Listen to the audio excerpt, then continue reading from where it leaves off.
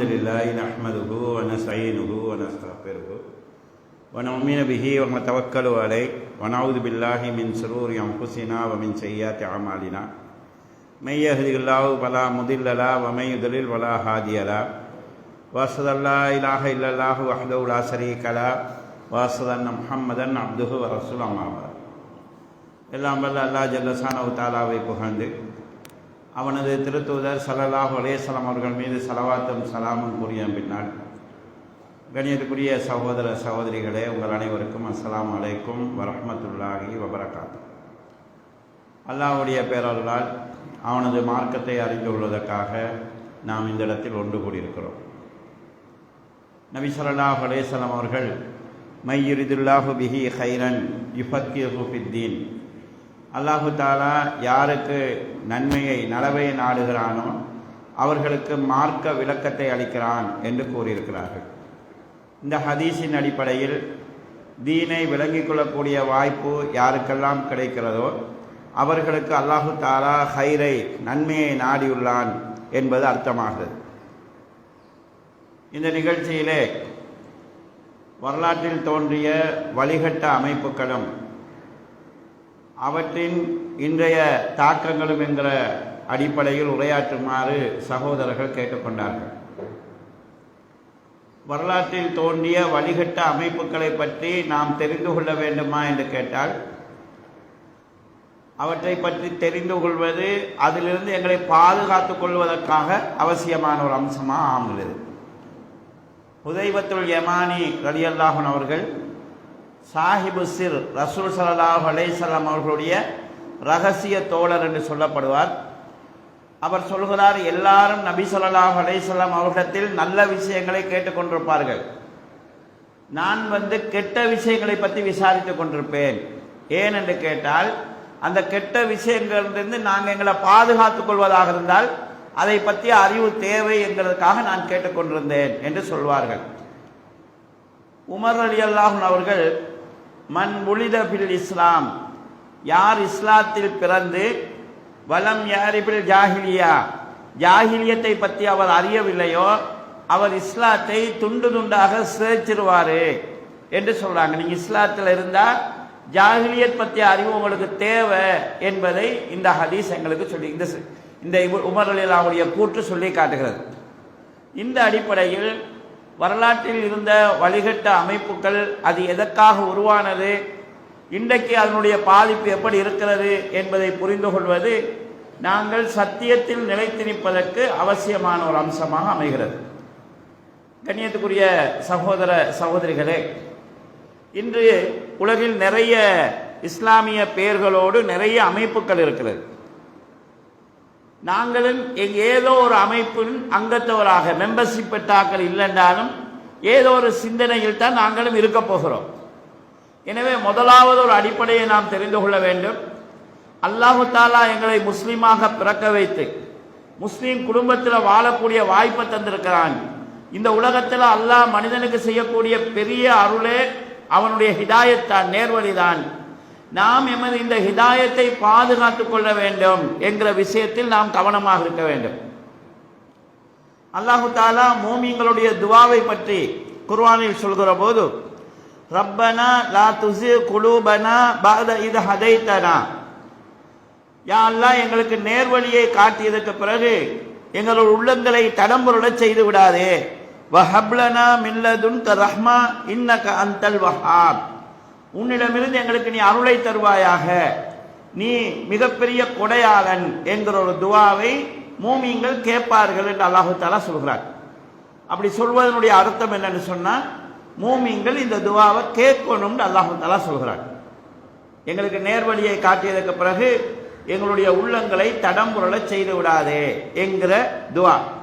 இந்த துவாவை அல்லாஹு தஆலா குர்ஆன்ல எங்களுக்கு சொல்லக்கூடிய இடம் எதுன்னு நாங்கள் பார்த்தோம்னு சொன்னால்,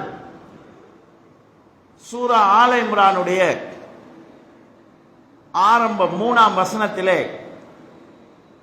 முஹ்கம் முத்தசாபிஹாத் என்று 2 விதமான குர்ஆன் வசனங்கள் இருக்கிறது என்பதை சொல்லிவிட்டு அதில் ஒரு கூட்டத்தை பற்றி சொல்கிற போது, ஃபஅம்மல்லதீன ஃபீ குலூபிஹிம் ஸைகுன், யாருடைய உள்ளத்தில் வழிகேடு இருக்கிறதோ ஃபயத்தபியு மா தஸாபஹ மின்ஹு இப்திகாஅல் ஃபித்னா, ஃபித்னாவை உண்டாக்கும் நோக்கத்தில் அவர்கள் பல அர்த்தங்களுக்கு இடம்பானாததைத்தான் பின்பற்றுவார்கள்.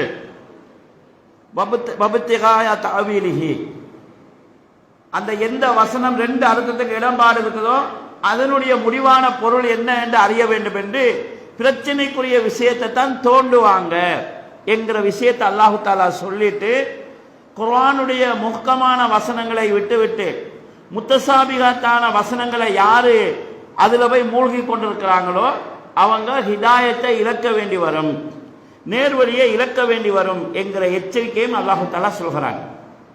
ஆக நாங்கள் ஒவ்வொரு தொழுகையிலையும் சூரத்துல் ஃபாத்திஹாவுல இஹ்தின ஸிராத்தல் முஸ்தகீம், யா அல்லாஹ் எங்களை நேரான வழியில் நடத்துவாயாக என்று பிரார்த்திக்க அல்லாஹ் எங்களுக்கு கற்றுத் தருகிறான் என்றால், நாங்கள் பெற்ற நேர்வழியை தக்க வைத்துக் கொள்கிற விஷயத்தில் எங்களுக்கு அக்கறை தேவை என்கிற ஒரு அம்சத்தை நாம் தெளிவாக தெரிந்து கொள்ள வேண்டும். ரெண்டாவது விஷயம் என்னன்னு கேட்டால், உண்மை தெளிவானதுக்கு பிறகும் சத்தியம் புரியப்பட்டதுக்கு பிறகும் வழிகேடு வருமா, எங்களோட பிள்ளைகள் தவறான வழியில போவாங்களா என்கிற சந்தேகம் எங்களுக்கு இருக்குது. எங்களுக்கு ஒரு நம்பிக்கை இருக்குது. என்னன்னு கேட்டா, நாங்க தவறு செய்ய மாட்டோம், எங்களோட பிள்ளைகள் தவறுல போக மாட்டாங்க, நாங்க சத்தியத்துல தானே இருக்கிறோம் என்கிற ஒரு எண்ணம் இருக்குது. குர்ஆன்ல அல்லாஹு தாலா இப்ராஹிம் நபியுடைய துஆவை எங்களுக்கு சொல்லி தருகிறார். இப்ராஹிம் அலைஹிஸ்ஸலாம் அவர்கள் அல்லாஹ்விடத்தில் துஆ கேட்கிறாங்க, வஜ்னுபினி வபனிய அன்னாபுதல் அஸ்னாம், யா அல்லாஹ் என்னையும் என் சந்ததிகளையும் சிலை வணக்கத்தை விட்டும் பாதுகாத்து விடு, தூரமாக்கிரு என்று துஆ கேட்கிறாங்க. உலகத்தில் சிலை வணக்கத்துக்கு எதிராக பிரச்சாரம் செய்தவர்களில் மிக தீவிரமா பிரச்சாரம் செய்தவங்க இப்ராஹிம் நபி தான். இப்ப நாங்கள்ட உதாரணமா நாங்க கத்தம்பாத்தியாவுக்கு எதிராக பேசிட்டு இருக்கிறோம். எங்கட பிள்ளைகள காலத்தில் கத்தம்பாத்தியான்னு ஒன்று இருக்காது, அடையாளமே தெரியாம அழிஞ்சு போயிடும். நாங்க இப்படி கத்தம்பாத்தியாவுக்கு எதிராக பேசும்போது எங்கட பிள்ளைகள் அதில் இருக்க மாட்டாங்க. இப்படி ஒரு தைரியம் இருக்கு எங்களுக்கு. இப்ராஹிம் அலைஹிஸ்ஸலாம் சிலை வணக்கத்துக்கு எதிராக அவ்வளவு பெரிய போராட்டத்தை செஞ்சவங்க. அல்லாஹ்ட்ட துஆ கேட்கிறாங்க, என்னையும் என் சந்ததிகளையும் சிலை வணக்கத்தை விட்டும் பாதுகாத்துரு என்கிற துஆவை இப்ராஹிம் நபி கேட்டிருக்கிறாங்கன்னு சொன்னா, நாங்களும் எங்களுடைய நேர்வழிக்காக வழிகேட்டிலிருந்து எங்களை பாதுகாத்துக் கொள்வதற்காக எவ்வளவு துஆ செய்ய வேண்டும் என்பதை நாம் புரிந்து கொள்ள வேண்டும். நபி ஸல்லல்லாஹு அலைஹி வஸல்லம் அவர்கள் இஸ்லாத்தை பிரச்சாரம் செய்தார்கள். அவங்க மௌத்தாகிறதுக்கு முன்னாலேயே இந்த சமுதாயம் பல கூறுகளாக பிரியும் என்பதை எங்களுக்கு அறிவிச்சிருக்கிறாங்க. அல்லாஹ்வும் இதை எங்களுக்கு குர்ஆன்ல பல இடங்களில் சொல்லி காட்டுகிறான். சூரா ஆல் இம்ரான் 105, 107 அல்லாஹ் தஆலா, வலா தகூனு கல்லதீன தஃபர்ரகு வக்தலபு மின் பஅதி மா ஜாஅஹுமுல் பையினாத், தங்களிடம் சத்தியம் தெளிவான சான்று வந்ததற்கு பிறகும் முரண்பட்டு பிரிந்து போனவர்களைப் போல நீங்க இருந்திராதீங்க என்று அல்லாஹ் தஆலா சொல்கிறார். உண்மை தெளிவானதுக்கு பிறகும் முரண்பட்டு பிரிந்து போனவர்கள் போன்று நீங்க இருந்திராதீங்க. உலாய்க லஹும் அஸாபுன் அலீம், அவர்களுக்கு மகத்தான தண்டனை இருக்கிறது என்கிற எச்சரிக்கையும் அல்லாஹ் தஆலா இந்த வசனத்தில் செய்கிறார். இன்னொரு வசனத்தில் நபி ஸல்லல்லாஹு அலைஹி வஸல்லம் அவர்களை பார்த்து, இன்னல்லதீன ஃபர்ரகு தீனஹும், தங்களுடைய மார்க்கத்தை பிரித்து கொண்டவர்களை பொறுத்தளவில், வகானு ஷியான், ஷியானா கூட்டம், பல கூட்டங்களாக பிரிந்து போனவர்களை பொறுத்தளவில், லஸ்த மின்ஹும், நபியே நீங்கள் அவர்களை சார்ந்தவர் இல்லை என்று அல்லாஹு தஆலா மார்க்கத்தை கூறுபோடுதல் என்கிற அம்சத்தை கடுமையாக கண்டித்திருக்கிறார். முஸ்லிம் சமுதாயத்தில் ஏற்படக்கூடிய பிரிவுகளுக்கும் அதற்கான காரணத்தை நபி ஸல்லல்லாஹு அலைஹி வஸல்லம் சொல்லுகிற போது, நபி அவங்க அதாவது ஃபத்ஹு மக்கா வெற்றிக்கு பிறகு ஒரு போருக்கு போறாங்க, ஹுனைன் போர். மக்கா வெற்றிக்கு மதீனாவிலிருந்து வந்த சஹாபாக்களுடைய எண்ணிக்கை 10,000. ஹுனைன் போருக்கு போகிற போது போன சஹாபாக்களுடைய எண்ணிக்கை 12,000. அப்ப அந்த மக்கா வெற்றியின் போது இஸ்லாத்தை ஏற்றுக்கொண்ட 2,000 பேரும் இந்த படையோட போறாங்க. புதிய ஆட்கள் இஸ்லாத்துக்கு அப்பதான் வந்திருக்கிறாங்க. இந்த ஹதீஸ் அறிவிக்கக்கூடிய சஹாபி அதை சொல்லியே சொல்றார், நாங்க இஸ்லாத்துக்கு புதுசா வந்தவங்களா இருந்தோம். நாங்க போற வழியில காபிர்களுக்கு ஒரு புனித மரம் இருந்துச்சு, அதுக்கு பேர் தாத்து அன்வாத் என்கிற மரம். அவங்க எங்கேயாவது போருக்கு போனால் அந்த தாத்து அன்வாத்தில் மரத்தில் வாழை கொழுவாங்க. அதுக்கு பிறகு எடுத்துட்டு போனால் அந்த வாளுக்கு ஒரு பவர் வாரதை அவங்க நம்பினாங்க. காபிர்கள்ட்ட ஒரு நம்பிக்கை இருந்தது. அப்போ இந்த புதிதாக இஸ்லாத்தை ஏற்ற முஸ்லீம்கள் நபி ஸல்லல்லாஹு அலைஹி வஸல்லம் இடத்துல சொல்றாங்க, இஜ்அல் லனா தாத்த அன்வாத் கமாலஹும் தாத்து அன்வாத். காபிர்களுக்கு தாத்து அன்வாத் என்கிற ஒரு புனித மரம் இருப்பது போல எங்களுக்கும் ஒரு தாத்து அன்வாத் என்கிற ஒரு புனித மரத்தை உண்டாக்குங்க என்று சொல்றாங்க. அப்ப நபி ஸல்லல்லாஹு அலைஹி வஸல்லம் அவர்கள், அல்லாஹு அக்பர், நீங்க என்ன கேள்வி கேட்டீங்க? மூசாவுடைய தோழர்கள் மூசா நபியிடத்தில் கேட்ட மாதிரி ஒரு விஷயத்தை நீங்க கேட்டிருக்கிறீங்க. கடல் பிறந்து அடுத்த கரைக்கு போனதுக்கு பிறகு சிலைகளை கண்டுட்டு இஜ்அல்லனா இலாஹன் கமாலஹும் ஆலிஹா, பார்த்து வணங்குறதுக்கு அவங்களுக்கு பல தெய்வங்கள் இருப்பது போல எங்களுக்கும் ஒரு தெய்வத்தை உண்டாக்குங்க என்று மூசாவுடைய தோழர்கள் கேட்டாங்க. அதே கேள்வியை தான் நீங்க கேட்டிருக்கிறீங்க.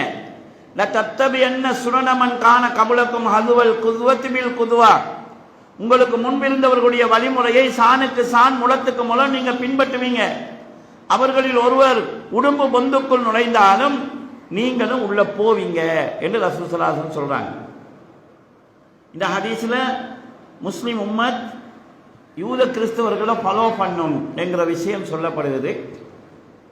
அதே நேரத்தில் முஸ்லீம்களுக்குள்ள வழிகேடு வருவதற்கான காரணங்கள் ஒன்று, அவங்க ஒன்று செஞ்சா அதை மாதிரி ஒன்று நாங்களும் செய்யணும் என்கிற மனநிலை அடுத்தவங்களை போல நாங்களும் ஏதாவது செய்யணும் என்கிற மனநிலை இந்த மார்க்கத்தில் வழிகேடுகளை கொண்டு நுழைக்கும் என்கிற செய்தியை எங்களுக்கு சொல்கிறது. மற்றும் ஒரு அறிவிப்பில் நபி ஸல்லல்லாஹு அலைஹி வஸல்லம் அவர்கள் பிளவுகள் வரும் என்பதையும் பிளவுகள் இருந்து எங்களை எப்படி பாதுகாத்துக் கொள்வது என்கிறதையும் சொல்றாங்க. இந்த உம்மத்து 73 கூட்டமாக பிரியும், 72 கூட்டம் நரகம் நுழையும், ஒரே ஒரு கூட்டம் சொர்க்கம் நுழையும் என்று சொன்னாங்க.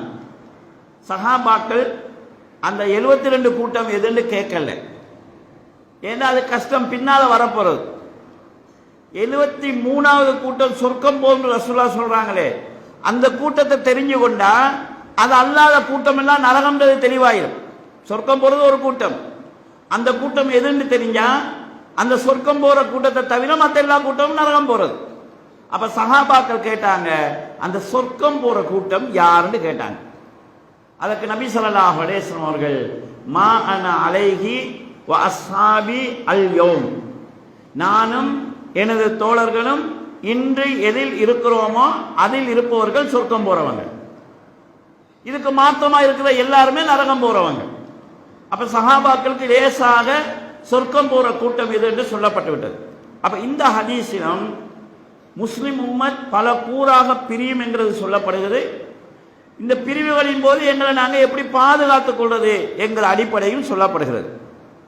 கண்ணியத்துக்குரிய சகோதரர்களே, இந்த அடிப்படையில் அடிப்படையான கொள்கையை உருவாக்கக்கூடிய பிரிவுகளை பொறுத்தளவு ஒரு 5-6 பிரிவுகளை தான் இஸ்லாமிய அறிஞர்கள் சொல்லுவார்கள். அவங்களுடைய தோற்றத்தையும் அது சம்பந்தமான சில தகவல்களையும் சுருக்கமாக சுட்டிக்காட்டலாம் நினைக்கிறேன். நபி ஸல்லல்லாஹு அலைஹி வஸல்லம் அவருடைய காலத்திலேயே சில சஹாபாக்களிடத்தில், அதே மாதிரி முஸ்லிம்களுக்குள் இருந்த சிலரிடத்தில் சில வெளிப்படையான தவறான போக்குகள் தென்பட ஆரம்பித்தது. இஸ்லாம் என்கிறது அதாவது ஒரு சைட்டை விட்டுட்டாண்டா அடுத்த சைட் வழிகேட்டில் போற மாதிரியான நுணுக்கமான அமைப்பை கொண்டது. உதாரணமா, சஹாபாக்களில் சிலர் வணக்க வழிபாட்டில் ஆர்வம் காட்டினார்கள். அந்த ஆர்வம் எல்லை மீறுகிற போது அவர்களிடத்தில் நாம் இன்று எதை வழிகேடு என்று சொல்கிறோமோ அந்த மாதிரி சிந்தனை வந்திருக்குது. ஒரு சஹாபி ஒரு ரோட்ல வாராரு, ஒரு மலையடிவாரம் இருக்குது, அந்த மலையடிவாரத்தை ஒட்டி ஒரு நீரோடை ஓடுது, அங்கு சில பல மரங்கள் இருக்குது.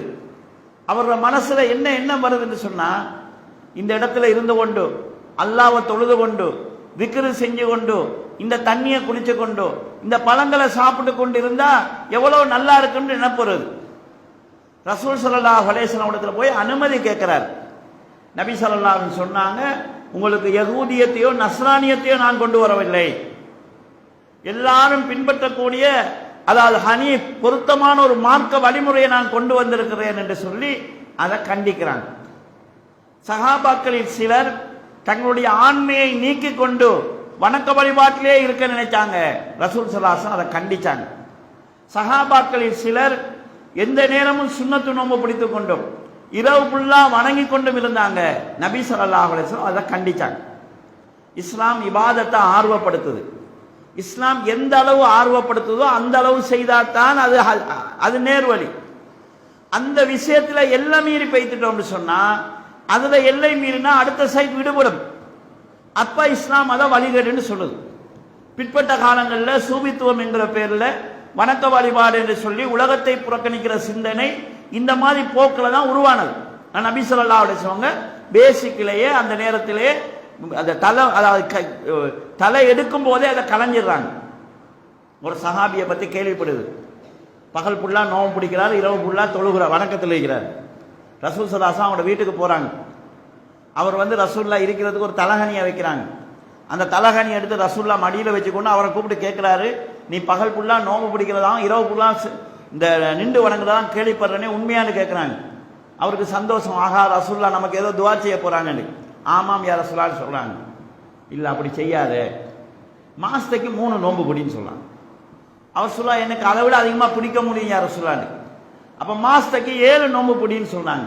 இல்ல எனக்கு அதை விட அதிகமா பிடிக்க முடியும்னு சொன்னாங்க. அப்ப மாசத்துக்கு 15 நோம்பு, ஒரு நாள் நோம்பு மற்ற நாள் நோம்பு இல்லை, இப்படி பிடின்னு சொல்றாங்க. அந்த சஹாபி சொல்றாரு, அல்லாஹ்வுடைய தூதரே எனக்கு அதை விட அதிகமா பிடிக்க முடியும்னு சொல்றாங்க. ரசூல் ஸல்லல்லாஹு அலைஹி வஸல்லம் சொன்னாங்க, இல்ல நோம்புல சிறந்தது தாவூது நபியினுடைய நோம்பு. அவர் ஒரு நாள் நோம்பு பிடிப்பார், மற்ற நாள் நோம்பை விடுவார், அடுத்த நாள் நோம்பு பிடிப்பார், இப்படி மாசம் 15 நாள் நோம்பு அவர் பிடிப்பாரு. இதை விட அதிகமா பிடிக்கிறது சிறப்பு கிடையாதுன்னு சொல்லி ரசூல் ஸல்லல்லாஹு அலைஹி வஸல்லம் சொல்றாங்க. அப்ப இப்படி நபி ஸல்லல்லாஹு அலைஹி வஸல்லம் மார்க்கம் ஆன்மீகம் ஒரு மனிதனிடத்தில் வருகிற போது எல்லை மீறுகிற போக்கு வந்தால் தவறுல கொண்டு போய் விட்டு விடும் என்கிறத உணர்ந்து நபி ஸல்லல்லாஹு அலைஹி வஸல்லம் அந்த கட்டத்திலே அதை பிளாக் பண்ணாங்க. நபி ஸல்லல்லாஹு அலைஹி வஸல்லம் காலத்தில் ஒரு போருக்கு பிறகு அனிமத் பொருட்கள் ரசூலுல்லாஹ் பங்கு வைக்கிறாங்க. அதுல நபி ஸல்லல்லாஹு அலைஹி வஸல்லம் அவங்க யாருக்கு இல்லை அவங்களுக்கு கூட கொடுப்போம்லாம் பார்க்க மாட்டாங்க. நபி ஸல்லல்லாஹு அலைஹி வஸல்லம் அவங்க புதிதாக இஸ்லாத்துக்கு வந்தவங்களுக்கு கொஞ்சம் கூட கொடுப்பாங்க, அவங்கள கொஞ்சம் ஸ்ட்ராங் பண்றதுக்காக. அப்ப ஆரம்பத்தில் வந்தாக்களுக்கு அது எரிச்சலா இருக்கலாம், ஒரு விளக்கம் இல்லாட்டி நாங்களாம் இவ்வளவு கஷ்டப்பட நேற்று முன்னாத்து வந்தாக்களுக்கு கொடுக்குறாங்களேன்னு. அப்போ ஒரு ஆள் என்ன செய்யறாரு, மரியாதை குறைவாக ரசூலுல்லாஹ் பார்த்து பேசுறாரு, யா முஹம்மது ஏதில், முகம்மதே நேர்மையா பங்கு வைங்க, இது ஒரு நேர்மையான பங்கா தெரியலன்னு சொல்றாங்க. அப்ப நபி ஸல்லல்லாஹு அலைஹி வஸல்லம் சொன்னாங்க, இல்லம் ஆதில் பமை ஆதில், நான் நேர்மையா பங்கு வைக்கிறேன்னு சொன்னா வேற எவன் தான் நேர்மையா பங்கு வைப்பான்னு சொல்றாங்க. அப்ப சஹாபாக்கள் சொல்றாங்க, விடுங்க அந்த முனாபிக்க கொல்றோம்னு சொல்லி, வேணாம் தொழுகிறாளா இருப்பான், இப்படி நிறைய விஷயங்களை சொல்லிட்டு நபி ஸல்லல்லாஹு அலைஹி வஸல்லம் சொன்னாங்க, இவன் சந்ததியில ஒரு கூட்டம் வருவாங்க, அவங்களோட தொழுகையை நீங்க பார்த்தீங்கன்னா உங்களோட தொழுகையை விட சிறப்பா இருக்கும். நீங்களே அவங்க தொழுகை பார்த்துட்டு எங்களை விட நல்லா தொழுகிறாங்கன்னு உங்களை குறைச்சி மதிப்பிடுவீங்க. அவங்களோட நோன்பை பார்த்தா உங்களை விட அழகா நோன்பு பிடிப்பாங்க, குர்ஆனை ஓதுவாங்க, அது அவங்களுடைய தொண்டைக்கு கீழே இறங்காது, வில்லிலிருந்து அம்பு வேகமாக வெளியேறுவதை போல இஸ்லாத்தை விட்டு வெளியேறி விடுவார்கள். அந்த நேரத்தில் இவங்களை யார் கொல்றாங்களோ அவங்களுக்கு கூலி இருக்குது என்று ரசூல் ஸல்லல்லாஹு அலைஹி வஸல்லம் சொன்னாங்க. இவன் சந்ததியில வந்தவங்க தான் ஹவாரிஜிகள். அலி ரலியல்லாஹு அன்ஹு இவங்களுக்கு எதிராக போர் செய்து ரசூல் ஸல்லல்லாஹு அலைஹி வஸல்லம் சொன்ன அடையாளத்தை கண்டாங்க, அவங்களோட தலைவனுடைய அடையாளம் ஒன்று சொன்னாங்க, அந்த அடையாளத்தை அலி ரலியல்லாஹு அன்ஹு கண்டாங்க. ஹவாரிஜ் என்று சொன்னால் ஹரஜ என்றால் வெளியேறினாங்க. ஹவாரிஜ் என்று சொல்லி சொன்னால் முஸ்லிம் சமுதாய கட்டமைப்பையும் அந்த ஆட்சியாளர்களையும் மீறி வெளியேறி போறவங்க. இவங்களோட பேசிக்காக நாங்க உஸ்மான் ரலியல்லாஹு அவங்களுக்கு எதிரான கொலையை சொல்லலாம். உஸ்மான் ரலியல்லாஹு அவங்க ஆட்சி செய்கிற போது அவர் ஒரு நீதமான ஆட்சியாளர். நபி ஸல்லல்லாஹு அலைஹி வஸல்லம் அவங்க 4 பேருடைய நீதமான ஆட்சியை முன்னறிவு செய்தார்கள். எனக்கு பின்னால் 30 வருடங்கள் கிலாபத்துன் அலா மின்ஹாஜி நுபுவா, நபித்துவத்தின் அடியொட்டிய ஆட்சி நடக்கும்னு சொன்னாங்க. ரசூலுல்லாவே நபித்துவத்தின் வழி நடக்கக்கூடிய ஆட்சின்னு சொன்னதுல அபூபக்கர், உமர், உஸ்மான், அலி ரலியல்லாஹு அன்ஹு அந்த 4 பேருடைய ஆட்சியும் அடங்குது. உஸ்மான் இல்லாம பல தடவைகள் சொர்க்கவாசின்னு சொல்லப்பட்டவங்க. அவரை எதிர்த்து ஒரு கூட்டம் வந்துச்சு. அவர் மீது பல்வேறுபட்ட அவதூறுகளை பலப்பிருந்தாங்க. செல்வத்தை குடும்பத்துக்கு கொடுக்கிறாரு, பதவியை குடும்பத்துக்கு கொடுக்கிறாரு, இப்படி ஏராளமான குற்றச்சாட்டுகள். இந்த குற்றச்சாட்டுகளோடு பல பகுதிகளிலிருந்தும் ஒரு கூட்டம் திரும்பி வருகிறது, மதீனாவுக்கு வருகிறது. சஹாபாக்கள் பெரும்பாலான ஹஜ்ஜிக்கு போயிருக்கக்கூடிய சந்தர்ப்பம். மதீனாவில் இருந்த சஹாபாக்கள் சொன்னாங்க, அவங்களை எதிர்த்து சண்டை செய்வோம். ஆனா உஸ்மான் இல்லாம ரொம்ப சொப்டானவங்க, அவங்க இன்னும் தவற ஆரம்பிக்கல, நம்ம அதுக்கு தன்னை கொடுக்க கூடாது, விளக்கம் கொடுப்போம்னு சொல்லி விளக்கம் கொடுத்தாங்க. அந்த விளக்கத்துக்கு பிறகு அவங்க திரும்பி போனவங்க ஒரு சதியினால மீண்டும் உஸ்மான் ரலியல்லாஹு அவர்களை கொலை செய்தார்கள். ஆட்சிக்கு எதிராக வந்த இவர்களுடைய சிந்தனை போக்குக்கான அடித்தளம் என்னன்னு கேட்டா, தவறை கண்டால் தடுக்க வேண்டும், தவறை கண்டால் தடுக்கணும். முதலாவது கையால தடுக்கணும், இல்லைன்னா நாவால தடுக்கணும், இல்லாட்டி உள்ளத்தால வெறுத்து ஒதுங்கணும். இதுதான் ஹதீஸ்ல வருது. ஒரு அடிப்படையை நாங்க தெரிஞ்சு கொள்ள வேண்டிய எல்லா வழிகட்ட அமைப்பும் குர்ஆனே ஹதீஸ் தான் பேசுவாங்க. அதில் அவங்க விளங்கி கொள்ற விளக்கம் தான் பிரச்சனையா இருக்கும். ஹதீஸ் தெளிவா இருக்குது. மன் ரஆ மின்குமுல் முன்கர ஃபல்யுகையிருஹு பியதி. உங்களில் யார் ஒரு தீமையை காண்கிறாரோ அவர் அதை தன் கையால் நீக்கட்டும். இந்த ஹதீஸ அவங்க தவறா விளங்கினாங்க. அவங்கள நம்மளும் உதாரணமா, ஒரு மகன் சிகரெட் குடிக்கிறான், பாப்பா கண்டுட்டாரு, பல்லாரண்டு அரைஞ்சி தடுக்கிறாரு. யார் தீமையை கண்டாலும் கையால தடுத்தா பிரச்சனை இல்லை. பாப்பா சிகரெட் குடிக்கிறத கண்டு மகன் அரைஞ்சா அது என்னவாகும்? ஹதீஸை செயல்படுத்தினான்னு சொல்லலுமா?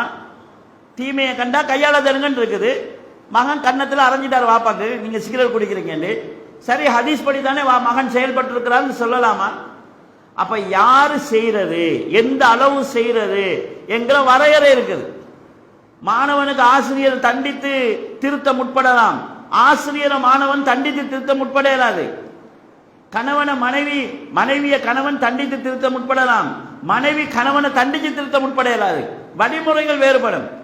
ஆட்சியாளர் தவறு செய்தால் ஆயுத முனையில் திருத்த முடியாது, திருத்தக்கூடாது. அப்படி போனா நாட்டில் கலவரமும் குழப்பமும் கொலைகளும் தான் அதிகமாகும். சாதாரண தவறு செய்யக்கூடிய ஆட்சியாளன் கொலகாரனா மாறுவான். இதுதான் உலக வரலாறா இருக்கும். அப்ப இந்த ஹவாரிஜிகள் என்ன செஞ்சாங்கடா, தீமையை தடுக்கணும் என்கிற விஷயத்துல எல்லாம் மீறி போறவங்க. அதனாலதான் ரசூலுல்லா பங்கு வைக்கும் போது அல்லாஹ்வுடைய தூதர் அநியாயம் செய்ய மாட்டார் என்று யோசிக்காம, அவர் என்னமோ நான் நியாயத்தை பேசுறேன், நாங்க நீதித்த பக்கம் நிக்கிறவங்க காட்டி ரசூலுல்லாவை பார்த்து சொல்றாரு நேர்மையா பங்கு வைன்னு சொல்லி. இப்ப அவரோட நினைப்பு என்னன்னா, நான் தான் இந்த உலகத்துல மிகப்பெரிய நீதவான், நேர்மையா நினைக்கிறவன், முகமது நபியை விட நான் நேர்மை தெரிஞ்சவன் ஒரு சிந்தனை போக்கு வருகிறது.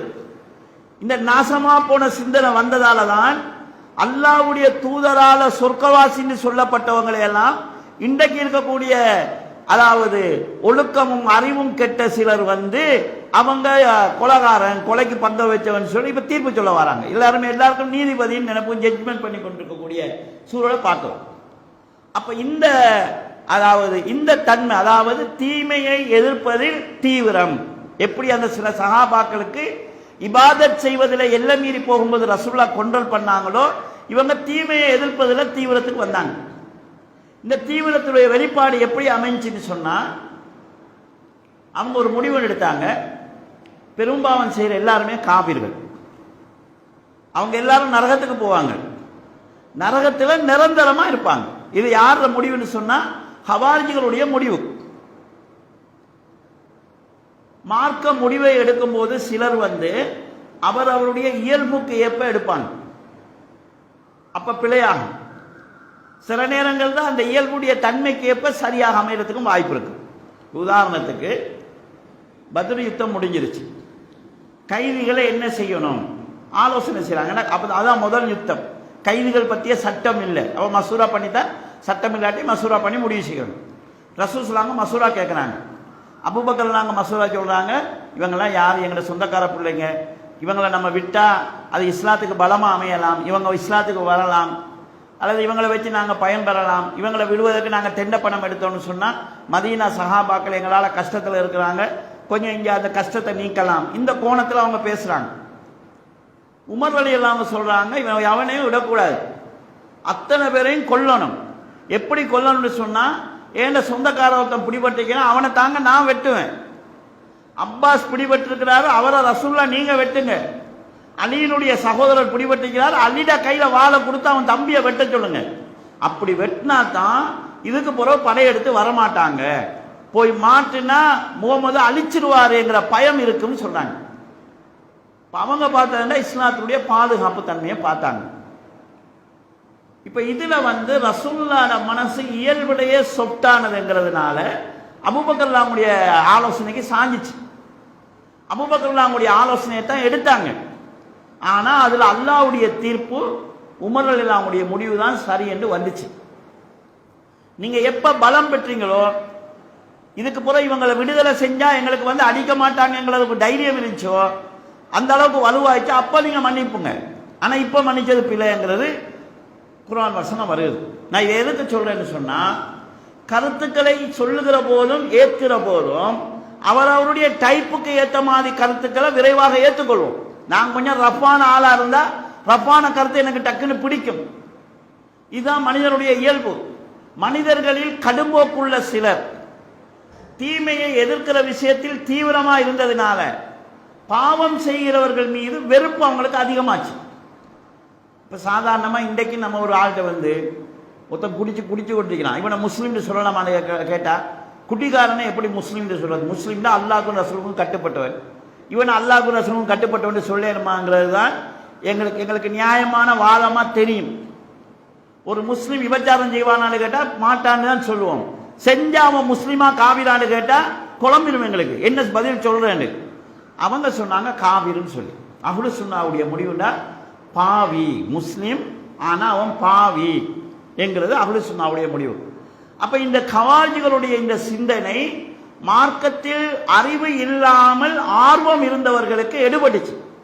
சரிதானே, தீமையை எதிர்க்கிறாங்க, தீமைக்கு கடுமையான தண்டனை கொடுக்கணும்னு சொல்றாங்க, அப்பதான் தீமையை ஒழிக்கலாம் என்கிற அளவுல அவங்களோட சிந்தனை இருந்துச்சு.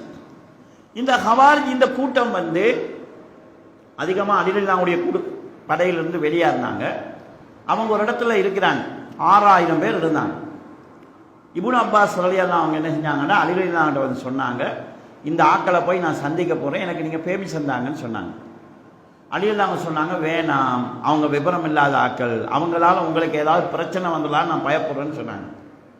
அப்ப இப்னு அப்பாஸ் சொன்னாங்க, இல்லை, நான் அவங்கள போய் சந்திச்சு அவங்கள்ட்ட பேச போறேன்னு சொன்னாங்க. அப்ப சரின்னு சொன்னாங்க.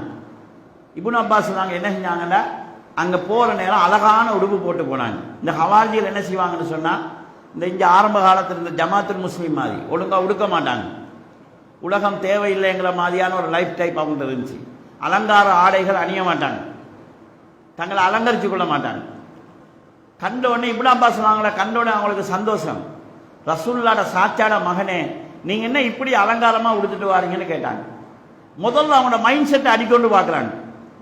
அப்போ அவங்க இப்னு அப்பாஸ் கேட்டாங்க, என்னை விட சிறந்த ரசூலுல்லாஹ் இப்படி உடுத்ததை நான் பார்த்துருக்கிறேன். நல்ல உடுப்பு போடுவாங்க ரசூலுல்லாஹ், அழகான உடுப்பு அணிவாங்க ரசூலுல்லாஹ்.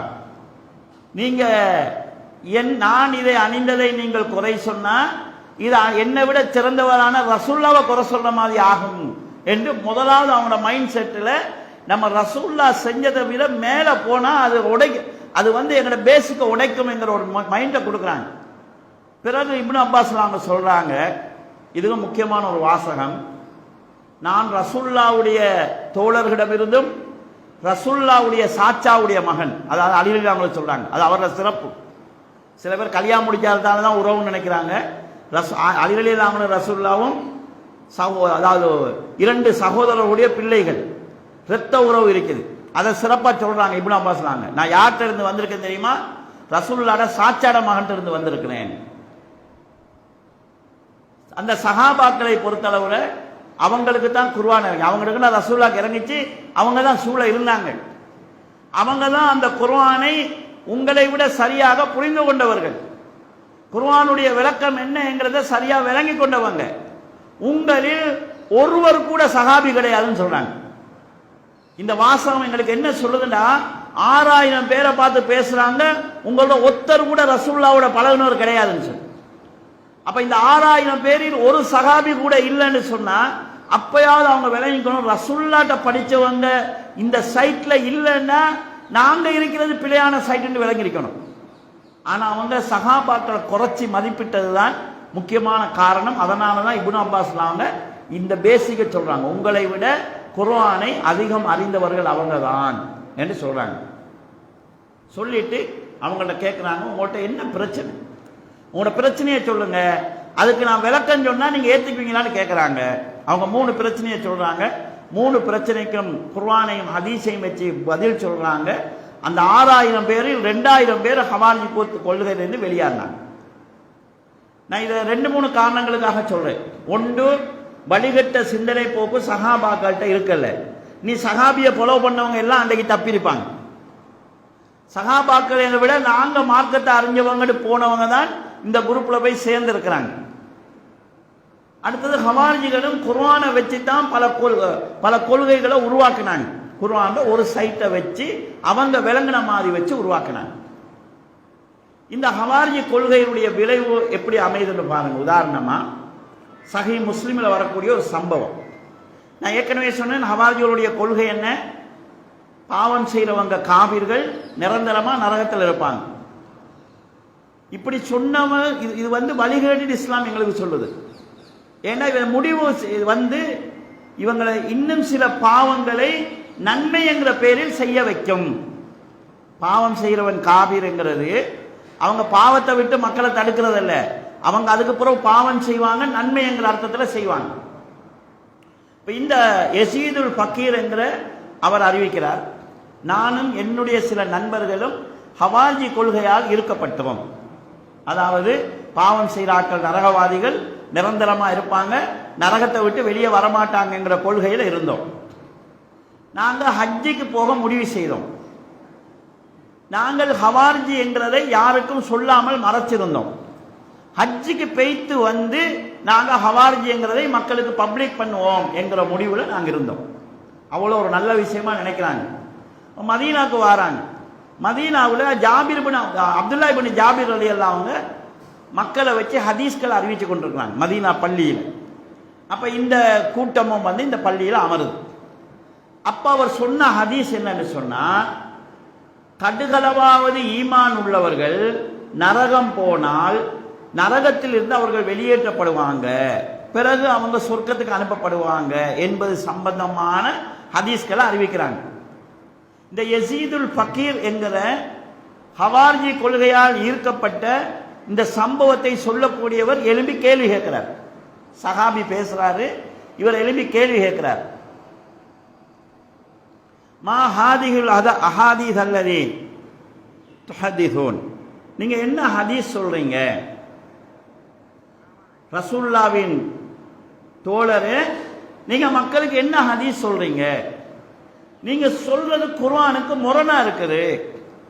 குர்ஆன்ல அல்லாஹ் தஆலா நரகத்தை பற்றி சொல்கிற போது, குல்லமா அராது உஹ்ருஜு மின்ஹா உஈது ஃபீஹா, நரகத்தில் இருக்கிறவர்கள் அதை விட்டு வெளியே வர முயற்சிக்கிற போதெல்லாம் மீண்டும் தூக்கி உள்ள போடப்படுவாங்க என்று குர்ஆன் சொல்லுது. நீங்க சொல்ற ஹதீஸ் என்னன்னா, நரகத்தில் இருக்கிறவங்களை அல்லாஹ் எடுத்து சொர்க்கத்துக்கு போடுவான்னு சொல்றீங்களே, இது முரணா இருக்குது. குர்ஆன்ல அல்லாஹ் தஆலா மூமின்களுடைய துஆவை பற்றி சொல்கிறான். யா அல்லாஹ், நீ யாரை நரகத்தில் நுழைவித்தாயோ பக்கத்து அஹ்ஸைதஹு, அவரை நீ கேவலப்படுத்தி விட்டாய் என்று அல்லாஹ் குர்ஆன்ல சொல்றான். நீங்க என்ன நரகத்துக்கு போறவனை எடுத்து அல்லாஹ் மீண்டும் சொர்க்கத்துக்கு போடுவான்னு சொல்றீங்களே என்று இவர் 2 குர்ஆன் வசனத்தை வச்சு நீங்க சொல்ற ஹதீஸ் குர்ஆனுக்கு முரணா இருக்குதுன்னு பேசுறார். அப்ப ஜாபிர் இப்னு அப்துல்லா ரலியல்லாஹு அன்ஹு கேட்குறாங்க, நீங்கள் குர்ஆனை ஓதி இருக்கிறீங்களா, அதில் மக்காமு மஹ்மூத் என்கிற ஒரு இடம் ஒன்று ரசூலுல்லாஹ்க்கு இருக்குதுன்னு சொல்லப்பட்டிருக்கு, அதை அறிஞ்சிருக்கிறீங்களா, அந்த அந்தஸ்தின் ஊடாக நபி ஸல்லல்லாஹு அலைஹி வஸல்லம் அவர்கள் சில நரகவாதிகளுக்காக ஷஃபாத் செய்வாங்க, அவங்க அல்லாஹ் தஆலா நரகத்திலிருந்து சொர்க்கத்துக்கு போடுவான் என்று ஹதீஸ்களை சொல்றாங்க. அப்பதான் இந்த யசீதுல் ஃபக்கருக்கு ஒரு யோசனை வந்துச்சு, இவர் ரசூலுல்லாஹ்வோட தோழர், சஹாபி, ரசூலுல்லாஹ் சொன்னதா இவர் பொய் சொல்ல மாட்டார். அப்ப நாங்க தான் குர்ஆனை தவறா விளங்கி இருக்கிறோம் என்று சொல்லி நாங்கள் எல்லோரும் ஹவார்ஜி கொள்கை என்று வெளியே வந்துட்டோம். எங்களோட வந்த ஒரு ஆள் ஹவார்ஜியாவே மௌத்தா போனாரு, அவர் ஹவார்ஜி கொள்கையில இருந்தாரு என்கிற தகவலை யசீதுல் ஃபக்கீர் என்கிற இந்த தாபி சொல்கிறார். இந்த ஹதீஸ் எங்களுக்கு பல விஷயங்களை சொல்லுது. வழிகட்ட அமைப்புகள் என்ன செய்வாங்கன்னா, அவங்க ஒரு கொள்கையை உருவாக்குவாங்க. அந்த கொள்கையை உருவாக்குனதுக்கு பிறகு அந்த கொள்கைக்கு மாற்றமாக குர்ஆன் இருந்தா குர்ஆனுக்கு மாற்று விளக்கம் கொடுப்பாங்க. அந்த கொள்கைக்கு மாற்றமாக ஹதீஸ் இருந்தா ஹதீஸ குர்ஆனுக்கு முரண்படுதுன்னு சொல்லி பொய்ப்பிப்பாங்க. இதுதான் ஹவாரிஜிகளிடத்தில் இருந்த போக்கா இருந்துச்சு. ஆனால் அந்த போக்கில் இருந்து அந்த இளைஞர் கூட்டத்தை தடுத்தது எதுன்னு கேட்டா, சஹாபி ஹதீஸ் அறிவிக்கிறாரு, சஹாபாக்கள் ரசூலுல்லாஹ் சொன்னதாக பொய் சொல்ல மாட்டாங்க, அப்ப நாங்க தான் குர்ஆனை தப்பா விளங்கி இருக்கிறோம் என்று புரிஞ்சு கொண்டது அவங்கள நேர்வழிக்கு கொண்டு வந்தது. இதுல நாங்க விளங்க வேண்டியது என்னன்னு சொன்னா, குர்ஆனும் ஹதீஸும் முரண்படுதுன்னு அவங்க பேசினாங்கன்னா உண்மையிலேயே குர்ஆன் சஹீஹான ஹதீஸும் குர்ஆன் வசனத்தினுடைய தெளிவான கருத்தும் ஒன்று கொண்டு முரணா இருக்காது. முரண்மாறி இருந்துச்சுன்னா ஒன்று குர்ஆனை நீங்க தவறா விளங்கியிருக்கணும், அல்லது ஹதீஸை தவறா விளங்கியிருக்கணும். தவறா விளங்கிட்டு அந்த தவறான விளக்கத்துக்கு முரணா இருக்கலாம். அப்ப அது குர்ஆன் ஹதீஸும் முரண்படுறது இல்லை, நீங்க தவறா விளங்கின அந்த விளக்கத்துக்கு முரண்படுறது. இந்த கட்டத்தில் அவங்க சஹாபி மேல வச்ச நம்பிக்கை தான் அந்த மக்களை வழிகேட்டில இருந்து பாதுகாத்தது. அப்ப இந்த ஹவார்ஜி கொள்கையினுடைய எச்ச சொச்சந்தான் கண்டதுக்கெல்லாம் காபிர்னு பத்துவா கொடுக்கிறது, எடுத்ததுக்கெல்லாம் அவங்கள இஸ்லாத்தை விட்டு வெளியேறினவங்களா பார்க்கிறது. இதனுடைய பெரிய விளைவு என்னன்னு சொன்னா, இந்த ஹவார்ஜி கூட்டம் சஹாபாக்கள் பெரும்பாலானவங்களை காபிராக்குனாங்க. அலிரலி அல்லாஹ் அவங்கள காபின்னு சொன்னாங்க, முஆவியா அவங்களையும் காபின்னு சொன்னாங்க. அவங்களோட வழிகேடு எப்படி வருதுன்னு பாருங்க. ரசூலுல்லாஹ் சொர்க்கம் போவாங்கன்னு சொல்லிட்டாங்க. சொர்க்கம் போவாங்கன்னு சொன்னவங்களை நீ எப்படி காபிராக்குவாய்? நேரா ரசூலுல்லாஹ் பேர் குறிப்பிட்டு சொர்க்கவாதின்னு சொன்னவங்க. அவங்க ஹதீஸுக்கு முக்கியத்துவம் கொடுக்குறவங்களா இருந்தா இந்த வழிகேடு வந்திருக்காது. சரி, அலியும் காபிர், முஆவியாவும் காபிரு, இந்த ரெண்டு பேரையும் கொல்லணும்னு முடிவு செஞ்சாங்க. இஸ்லாத்தின் பேரில் கொல்லணும்னு முடிவு செஞ்சாங்க. அப்படி கொண்டா நன்மை கிடைக்கும்னு கொலை செஞ்சாங்க. இவங்க பேணுதலானவங்க. எந்த அளவுக்குன்னு சொன்னா, இஸ்லாமிய வரலாற்றில் வழிகட்ட அமைப்பை சேர்ந்த பலரும் பொய்யான ஹதீஸ்களை இட்டுக்கட்டி இருக்கிறாங்க. ஹவார்ஜிகள் பொய்யான ஹதீஸுக்கு இட்டுக்கட்டல. ஏன்னு கேட்டா, பொய் சொன்னா காபின்னு நம்பினவன் அவன், அதாவது அவன் பொய் சொல்லல. இப்படி இருந்தவங்க என்ன செஞ்சாங்கன்னா, தவறான ஒரு முடிவெடுத்தாங்க. பெரும்பாவம் செய்யறவன் காபிரு, அல்லாஹ்வுடைய சட்டத்தை விட்டுட்டு மனுஷன் சட்டம் கேட்கிறவன் காபிரு, காபிர்னு சொன்னா அவனை கொல்லணும்னு சொல்லி கொலை செஞ்சாங்க. இதுல எந்த அளவுக்கு மோசமா நடந்தாங்கன்னா, இன்னைக்கு நாங்க இஸ்ரேலை பத்தி எல்லாம் பேசுறோமே, அப்படி நடந்து கொண்டாங்க. ஒரு சஹாபியை கொண்டு அவரோட மனைவி கர்ப்பிணியாக இருந்த அந்த மனைவியை கொண்டு வயிற்றில் இருக்கிற குழந்தையும் எடுத்து கொலை செஞ்சாங்க. மார்க்கத்தின் பேரால செஞ்சாங்க. இந்த வழிமுறையில வந்தவங்க தான் இந்த ஐஎஸ் போன்ற இந்த பயங்கரவாத அமைப்புகள். அவங்களோட பேசிக்கும் இந்த ஹவார்ஜிகளுடைய பேசிக். இவங்க என்ன முடிவு செஞ்சாங்கன்னு சொல்லி சொன்னா, குறிப்பாக சில ஆட்சியாளர்களை காபிர்னு சொன்னாங்க. உதாரணமா சவுதி மன்னர் காபிரு. அப்ப காபிருக்கு கீழே வேலை செய்யற அவங்களோட அமைச்சர்கள் குஃபுருக்கு சப்போர்ட் பண்ணா அவனும் காபிரு, அவங்களும் காபிர். அப்ப அப்படி அவங்களுக்கு கீழே இருக்கக்கூடிய, அதை ஏற்றுக்கொண்டிருக்கக்கூடிய மக்களும் காபிரு என்கிற முடிவு எடுத்ததுனால என்ன செஞ்சாங்கன்னு சொன்னா, பள்ளியில தொழுகிற பள்ளியில குண்டு வச்சாங்க. அவன் இதை கவலையா நினைக்கல. ஏன் கவலையா நினைக்கலன்னா, இவன் காபிரை ஏற்றுக்கொண்ட காபிர் இவன், எனவே இவனை கொண்டா பிரச்சனை இல்லைன்னு சொல்லி பள்ளிகள குண்டு வச்சாங்க. அப்ப நபி ஸல்லல்லாஹு அலைஹி வஸல்லம் அவங்க இவங்களோட முத்தி போன தன்மையை சொல்லுகிற போது என்ன சொன்னாங்கன்னா, ஹும் கிலாபு அஹ்லின் நார், இவங்க நரகத்தின் நாய்கள்னு சொன்னாங்க. மார்க்கத்தின் பேரில் கொலை செய்வதையும் முஸ்லிம்களுடைய மானத்தை போக்குவதையும் ஆகுமாக்கி கொண்டவன். ஆனா பேணுதலா தொழுவாங்க, குர்ஆன் ஹதீஸ் என்று பேசுவாங்க. இந்த ஒரு தன்மையை நாங்க வரலாற்றில் பார்க்கிறோம். அவங்களோட தன்மை மனுஷன்ட்ட எப்ப வரும்னு சொன்னா, யார் ரப்பான ஆக்களா இருக்கிறாங்களோ, திடீரென உணர்ச்சி வசப்படுறவங்களா இருக்கிறாங்களோ, அவங்க இந்த கொள்கையினால ஈர்க்கப்படுறதுக்கான வாய்ப்பு அதிகம் இருக்கு. இதே போல கண்ணியத்துக்குரிய சகோதரர்களே, உஸ்மான் அல்லாவுடைய கொலைக்கு பிறகு அலி ரலியல்லாஹுவுக்கும் முஆவியா ரலியல்லாஹுவுக்கும் இடையில பிரச்சனை வருகிறது, யுத்தம் நடக்குது. இந்த யுத்தத்தை ஒட்டி முஸ்லீம்கள் 4 குரூப் இருந்தாங்க. ஒரு குரூப் யாருன்னு சொன்னா, ஷியாக்கள், அலி ரலியல்லாஹுவுடைய ஆதரவாளர்கள், அலி ரலியல்லாஹுவை எல்லை மீறி புகழ்றவங்க. இன்னொரு குரூப் என்ன சொல்லி சொன்னா, அலி ரலியல்லாஹுவை எதிர்க்கிறவங்க, நவாசிப்னு சொல்லப்பட்டவங்க, வரலாற்றில் அவங்க அழிஞ்சு போனாங்க, இப்ப மீண்டும் உருவாகிற சூழல் இருக்குது. இந்த நவாசிப் என்கிறவங்க அலி ரலியல்லாஹுவை எதிர்க்கிறதுக்காக முஆவியா ரலியல்லாஹுவை பத்தி பொய்யான ஹதீஸ்களை இட்டுக்கட்ட ஆரம்பிச்சாங்க. மூணாவது ஒரு குரூப் என்ன சொல்லி சொன்னா, ஹவார்ஜிகள். அவங்க அலி ரலியல்லாஹுவையும் காபின்னு சொன்னாங்க, முஆவியா ரலியல்லாஹுவையும் காபின்னு சொன்னாங்க. இந்த 3 தரப்பும் வழிகட்டவர்கள். 4வது குரூப் யாருன்னு சொன்னா, அலி ரலியல்லாஹு சஹாபி தான், முஆவியா ரலியல்லாஹு சஹாபி தான், 2 பேருக்கு நாங்க ரலியல்லாஹு அன்ஹு சொல்லுவோம். இதுல யாரையும் நாங்க இஸ்லாமிய வட்டத்தை விட்டோ சரியான நேர்வழியை விட்டோ நாங்க விலகினவங்க சொல்ல மாட்டோம். 2 பேரில் அலி ரலியல்லாஹு தரப்புல நியாயம் அதிகமானது, அவங்க சத்தியத்துக்கு நெருக்கமானவங்க. இது அஹ்லு சுன்னாவுடைய முடிவாக இருந்தது. இதுல ஷியாக்கள் என்கிற ஒரு பிரிவினர் என்ன செஞ்சாங்கன்னா, அலி ரலியல்லாஹுவை நேசிக்கிறதுல எல்லை மீறி போனாங்க. அப்படி எல்லை மீறி போய் அவங்களும் பல வழிகேடுகளை கொண்டு வந்தாங்க. அவங்களும் பல குர்ஆன் ஹதீஸ்களை குர்ஆனுக்கு முரண்டு மறுத்தாங்க. உதாரணமா, நபி ஸல்லல்லாஹு அலைஹி வஸல்லம் மௌத்தா போனதுக்கு பிறகு அவங்களுக்கு பதக் என்று சொல்லி ஒரு தோட்டம் இருந்துச்சு. கைபர் போரின் போது அவங்களுக்கு கிடைச்ச கனிமத்து பொருள். ஃபாத்திமா நாய் எங்களுக்கு வாப்பட சொத்துல பங்கத்தாங்கன்னு கேட்டாங்க.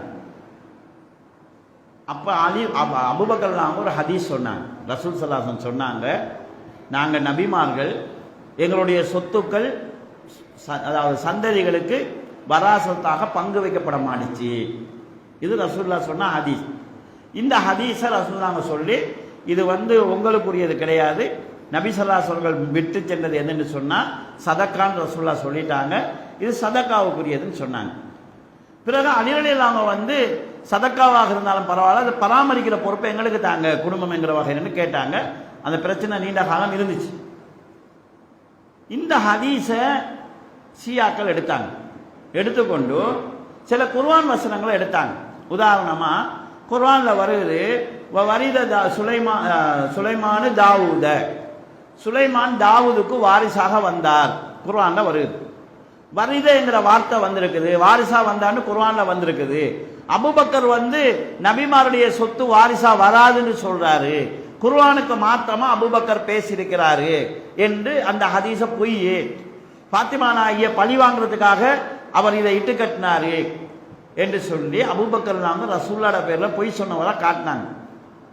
கொடுக்காம அவங்களுக்கு உரியதை கொடுக்காம சதக்காவுக்கு அனுப்பிட்டாருன்னு சொல்லி அபூபக்கர் சொன்ன ஹதீஸின் அடிப்படையில் பாத்திமா நாய்க்கு மட்டுமில்லை, ஆயிஷா நாய்க்கும் பங்கு போகல. பாத்திமா நாய்க்கும் பங்கு இருக்குது, மனைவி என்கிற வகையில் ஆயிஷா நாய்க்கும் பங்குக்கானே, அந்த பங்கும் போகல. அவங்க அந்த சைடை பார்க்கல. அவங்க அப்ப இப்படி குர்ஆனுக்கு முரண்படுறது அவங்களும் ஹதீஸ்களை மறுத்தாங்க. மறுத்தது மட்டுமில்லாம அவங்க ஏராளமான ஹதீஸ்களை இட்டுக்கட்ட வேண்டி வந்தது. அவங்க புதிசாக ஒரு கொள்கையை உண்டாக்குனாங்க. என்ன கொள்கைன்னா இமாமியத் என்கிறது. ஒவ்வொரு வழிகட்ட அமைப்பும் ஏதாவது ஒரு கொள்கையை உருவாக்கும், அந்த கொள்கை தான் அவங்களுக்கு மெயினா இருக்கு. அவங்க இமாமியத்துன்னு சொன்னது என்னன்னு கேட்டா, ரசூலுல்லாஹ்வுக்கு பிறகு ரசூலுல்லாஹ்வோட குடும்பம் தான் ஆட்சி செய்யணும், ரசூலுல்லாஹ்வுக்கு பிறகு அலிதான் ஆட்சியாளர் என்று அல்லாஹ் சொன்னான்னு சொன்னாங்க. அல்லாஹ் சொன்னா எங்க காட்டுங்கன்னு கேட்டா குர்ஆன்ல இருந்துச்சுன்னு சொன்னாங்க. குர்ஆன்ல இருந்தது எங்கன்னு கேட்டா இந்த அபூபக்கரும் உமரும் உஸ்மானும் குர்ஆன்ல இருந்த அந்த அலிக்குத்தான் ஹிலாபத்து போன்ற வசனத்தை தூக்கிட்டாங்க என்று சொன்னாங்க. அபூபக்கர் உமர் உஸ்மான் ரலியல்லாஹு அவங்க அலி ரலியல்லாஹு அவங்களுக்கு தான் ஆட்சிங்கிறத தூக்கிட்டாங்கன்னு சொன்னா சஹாபாக்கள் என்ன செஞ்சாங்க? ரசூலுல்லாஹ்வோட வார்த்தையை சஹாபாக்கள் விடுவாங்களான்னு கேட்டா ரசூலுல்லாஹ்வோட மௌத்துக்கு பிறகு சஹாபாக்கள் எல்லாம் காபிரா போய்த்தாங்கன்னு சொன்னாங்க. ஒரு பிழையான கொள்கையினால என்ன நடக்கும்னு சொன்னா மற்ற பிழையான பல கொள்கைகளை உருவாக்க வேண்டும் வந்துச்சு. குர்ஆன்ல இருந்த அலி ரலியல்லாஹு அவங்களை பற்றிய வசனங்கள் தூக்கப்பட்டுருச்சு. ஹதீஸ்ல இருந்து அலி ரலியல்லாஹு அன்ஹு பற்றிய வசனங்கள் ஹதீஸ்களை எடுத்துட்டாங்க. இப்படி நிறைய பொய்களை சொல்லி சஹாபாக்கள் சுமார் ஒரு 17 பேர் தவிர மற்ற அனைவரையும் காபிர் வழிகேடுன்னு சொல்ல ஆரம்பித்தாங்க. ஷியாக்களுடைய வழிகேட்டில் ஆக அடிப்படை சஹாபாக்களை காபிராக்குனது. ரசூல் ஸல்லல்லாஹு அலைஹி வஸல்லம் அவங்க நேர்வழியின் அடையாளமாக சொன்னவங்களை காபிராக்கி விட்டா அதுக்கு பிறகு நேர்வழியை நம்ம எப்படி அடையாளம் காண்டது? இதனாலதான் அஹ்லு சுன்னாவை பொறுத்தளவுல சஹாபாக்களுக்குன்னு அடிப்படையான ஒரு காய்தா வச்சிருக்கிறாங்க. இந்த காய்தாவை மீறி போற எல்லாருமே வழிகேடர்கள். இது நம்ம தெளிவா இருக்கணும். முதலாவது விஷயம் என்னன்னு சொன்னா, ரசூலுல்லாவின் தோழர்கள் அனைவரையும் நாம் நேசிக்கணும். எல்லாரையும் நாங்க நேசிக்கிறோம். ஏன்னா இப்ப நமக்கு ஒரு கூட்டாளி இருந்து அந்த கூட்டாளியில ஒரு கூட்டாளியை கண்டா சந்தோஷமா பேசணும். என்ன, நம்மளோட ஃப்ரெண்ட்ஸ்ல ஃப்ரெண்ட்ஸ் அவர், எங்களுக்கு கூட்டாளியில கூட்டாளி. நீ ரசூலுல்லாவை நேசித்தா ரசூலுல்லாவுடைய நண்பர்களை நேசித்தான் ஆகணும். நாங்கள் ரசூலுல்லா சஹாபாக்கள் அனைவரையும் நேசிப்போம். அவர்களில் எவரையும் எல்லை மீறி போற்ற மாட்டோம். மனுஷன் நாங்கள் அவங்க மனித தன்மைக்கு அப்பாற்பட்டவங்களா பார்க்கறது இல்லை. அவங்களுடைய அந்தஸ்துக்கு மேல உயர்த்துறது கிடையாது. அவர்களில் யாரை விட்டும் நாங்கள் ஒதுங்க மாட்டோம். இந்த சஹாபி எனக்கு பிடிக்காது, இந்த சஹாபிக்கு நான் ரலியல்லாஹு சொல்ல மாட்டேன், இந்த சஹாபினா சரியான ஆளா எனக்கு படல, இப்படி ஒரு சஹாபியை விட்டும் நாங்கள் ஒதுங்க மாட்டோம். யாராவது ஒதுங்குனா அவங்க சொர்க்கம் போற கூட்டத்திலிருந்து வெளியாயிட்டாங்கன்னு அர்த்தம். மூணாவது, அவர்கள் பற்றி நல்லது அல்லாத விஷயங்களை பேச மாட்டோம். அவங்கள பத்தி பேசுறதுக்கு எவ்வளவு நல்ல விஷயம் இருக்குது, அதை விட்டுட்டு அவங்களோட வாழ்க்கையில தோன்றது எங்கேயாவது கெட்ட விஷயம் கிடைக்குமான்னு, அவங்களோட வாழ்க்கையில ஏதாவது ஒரு விஷயத்தை கெட்டதா காட்ட முடியுமான்னு பார்க்கறது, பார்த்து அவங்களோட வாழ்க்கையை கெட்டதா காட்டுறது, இது வழிகேடர்களுடைய போக்கு. எங்களுக்கு தெரியும், இஸ்லாத்துல ரசூலுல்லாஹ்க்கு அடுத்ததாக சிறந்தவர் அபூபக்கர் அவங்க, அதுக்கு அடுத்ததாக சிறந்தவங்க உமர் ரலியல்லாஹு அவங்க, அதுக்கு அடுத்ததாக உஸ்மான் ரலியல்லாஹு அவங்க, அதுக்கு அடுத்ததாக அலி ரலியல்லாஹு அவங்க. இஸ்லாத்துல ஆக சிறந்தவங்க இந்த 4 பேர் தான். இந்த 4 பேர் மீதுமே அவதூறு சொல்லக்கூடிய கூட்டங்கள் உருவாகி இருக்கிறாங்க. பேசுறவன் கொஞ்சமாவது யோசிக்கணும். ரசூலுல்லாவால நேரடியா சொர்க்கவாசின்னு சொல்லப்பட்ட ஆளை குறை சொல்ற அளவுக்கு நான் என்ன யோக்கியதை இருக்கிறேன், எனக்கு என்ன தகுதி இருக்குதுங்கிறதாவது யோசிக்கணும். இல்ல சரிண்டா சரின்னுவோம், பிளண்டா பிளன்னு சொல்லுவோம். உன்ட்ட யார் சரி பிள்ளை கேட்டேன், உன்கிட்ட யார் இவங்க செஞ்சது சரி பிள்ளைன்னு ஜட்மெண்ட் பண்ண சொன்னது? இஸ்லாத்துல பொதுவாக ஒரு மனிதன் உசுரோடு இருக்கக்குள்ள விமர்சனம் செஞ்சா அது ஒரு வகை, மௌத்தா போனவனை விமர்சனம் செய்யணுமா? இந்த ஊர்ல ஒரு பொத்த மௌத்தா போனதுக்கு பிறகு அவன் செஞ்ச தவறுகளை பத்தி பேசுறது எந்த வகையில இஸ்லாம் எங்களுக்கு அனுமதிச்சிருக்குதா? சராசரி மனிதனுடைய குறைகளையே மௌத்துக்கு பிறகு பேசலான்னு இருக்கும்போது சஹாபாக்கள் எடுத்து வச்சு வம்பு பேசணும்னு சொல்லி சொன்னா உள்ளத்துல எந்த அளவுக்கு சீர்கேடு நுழைஞ்சிருக்கும் என்கிறத நாங்க புரிஞ்சு கொள்ளணும்.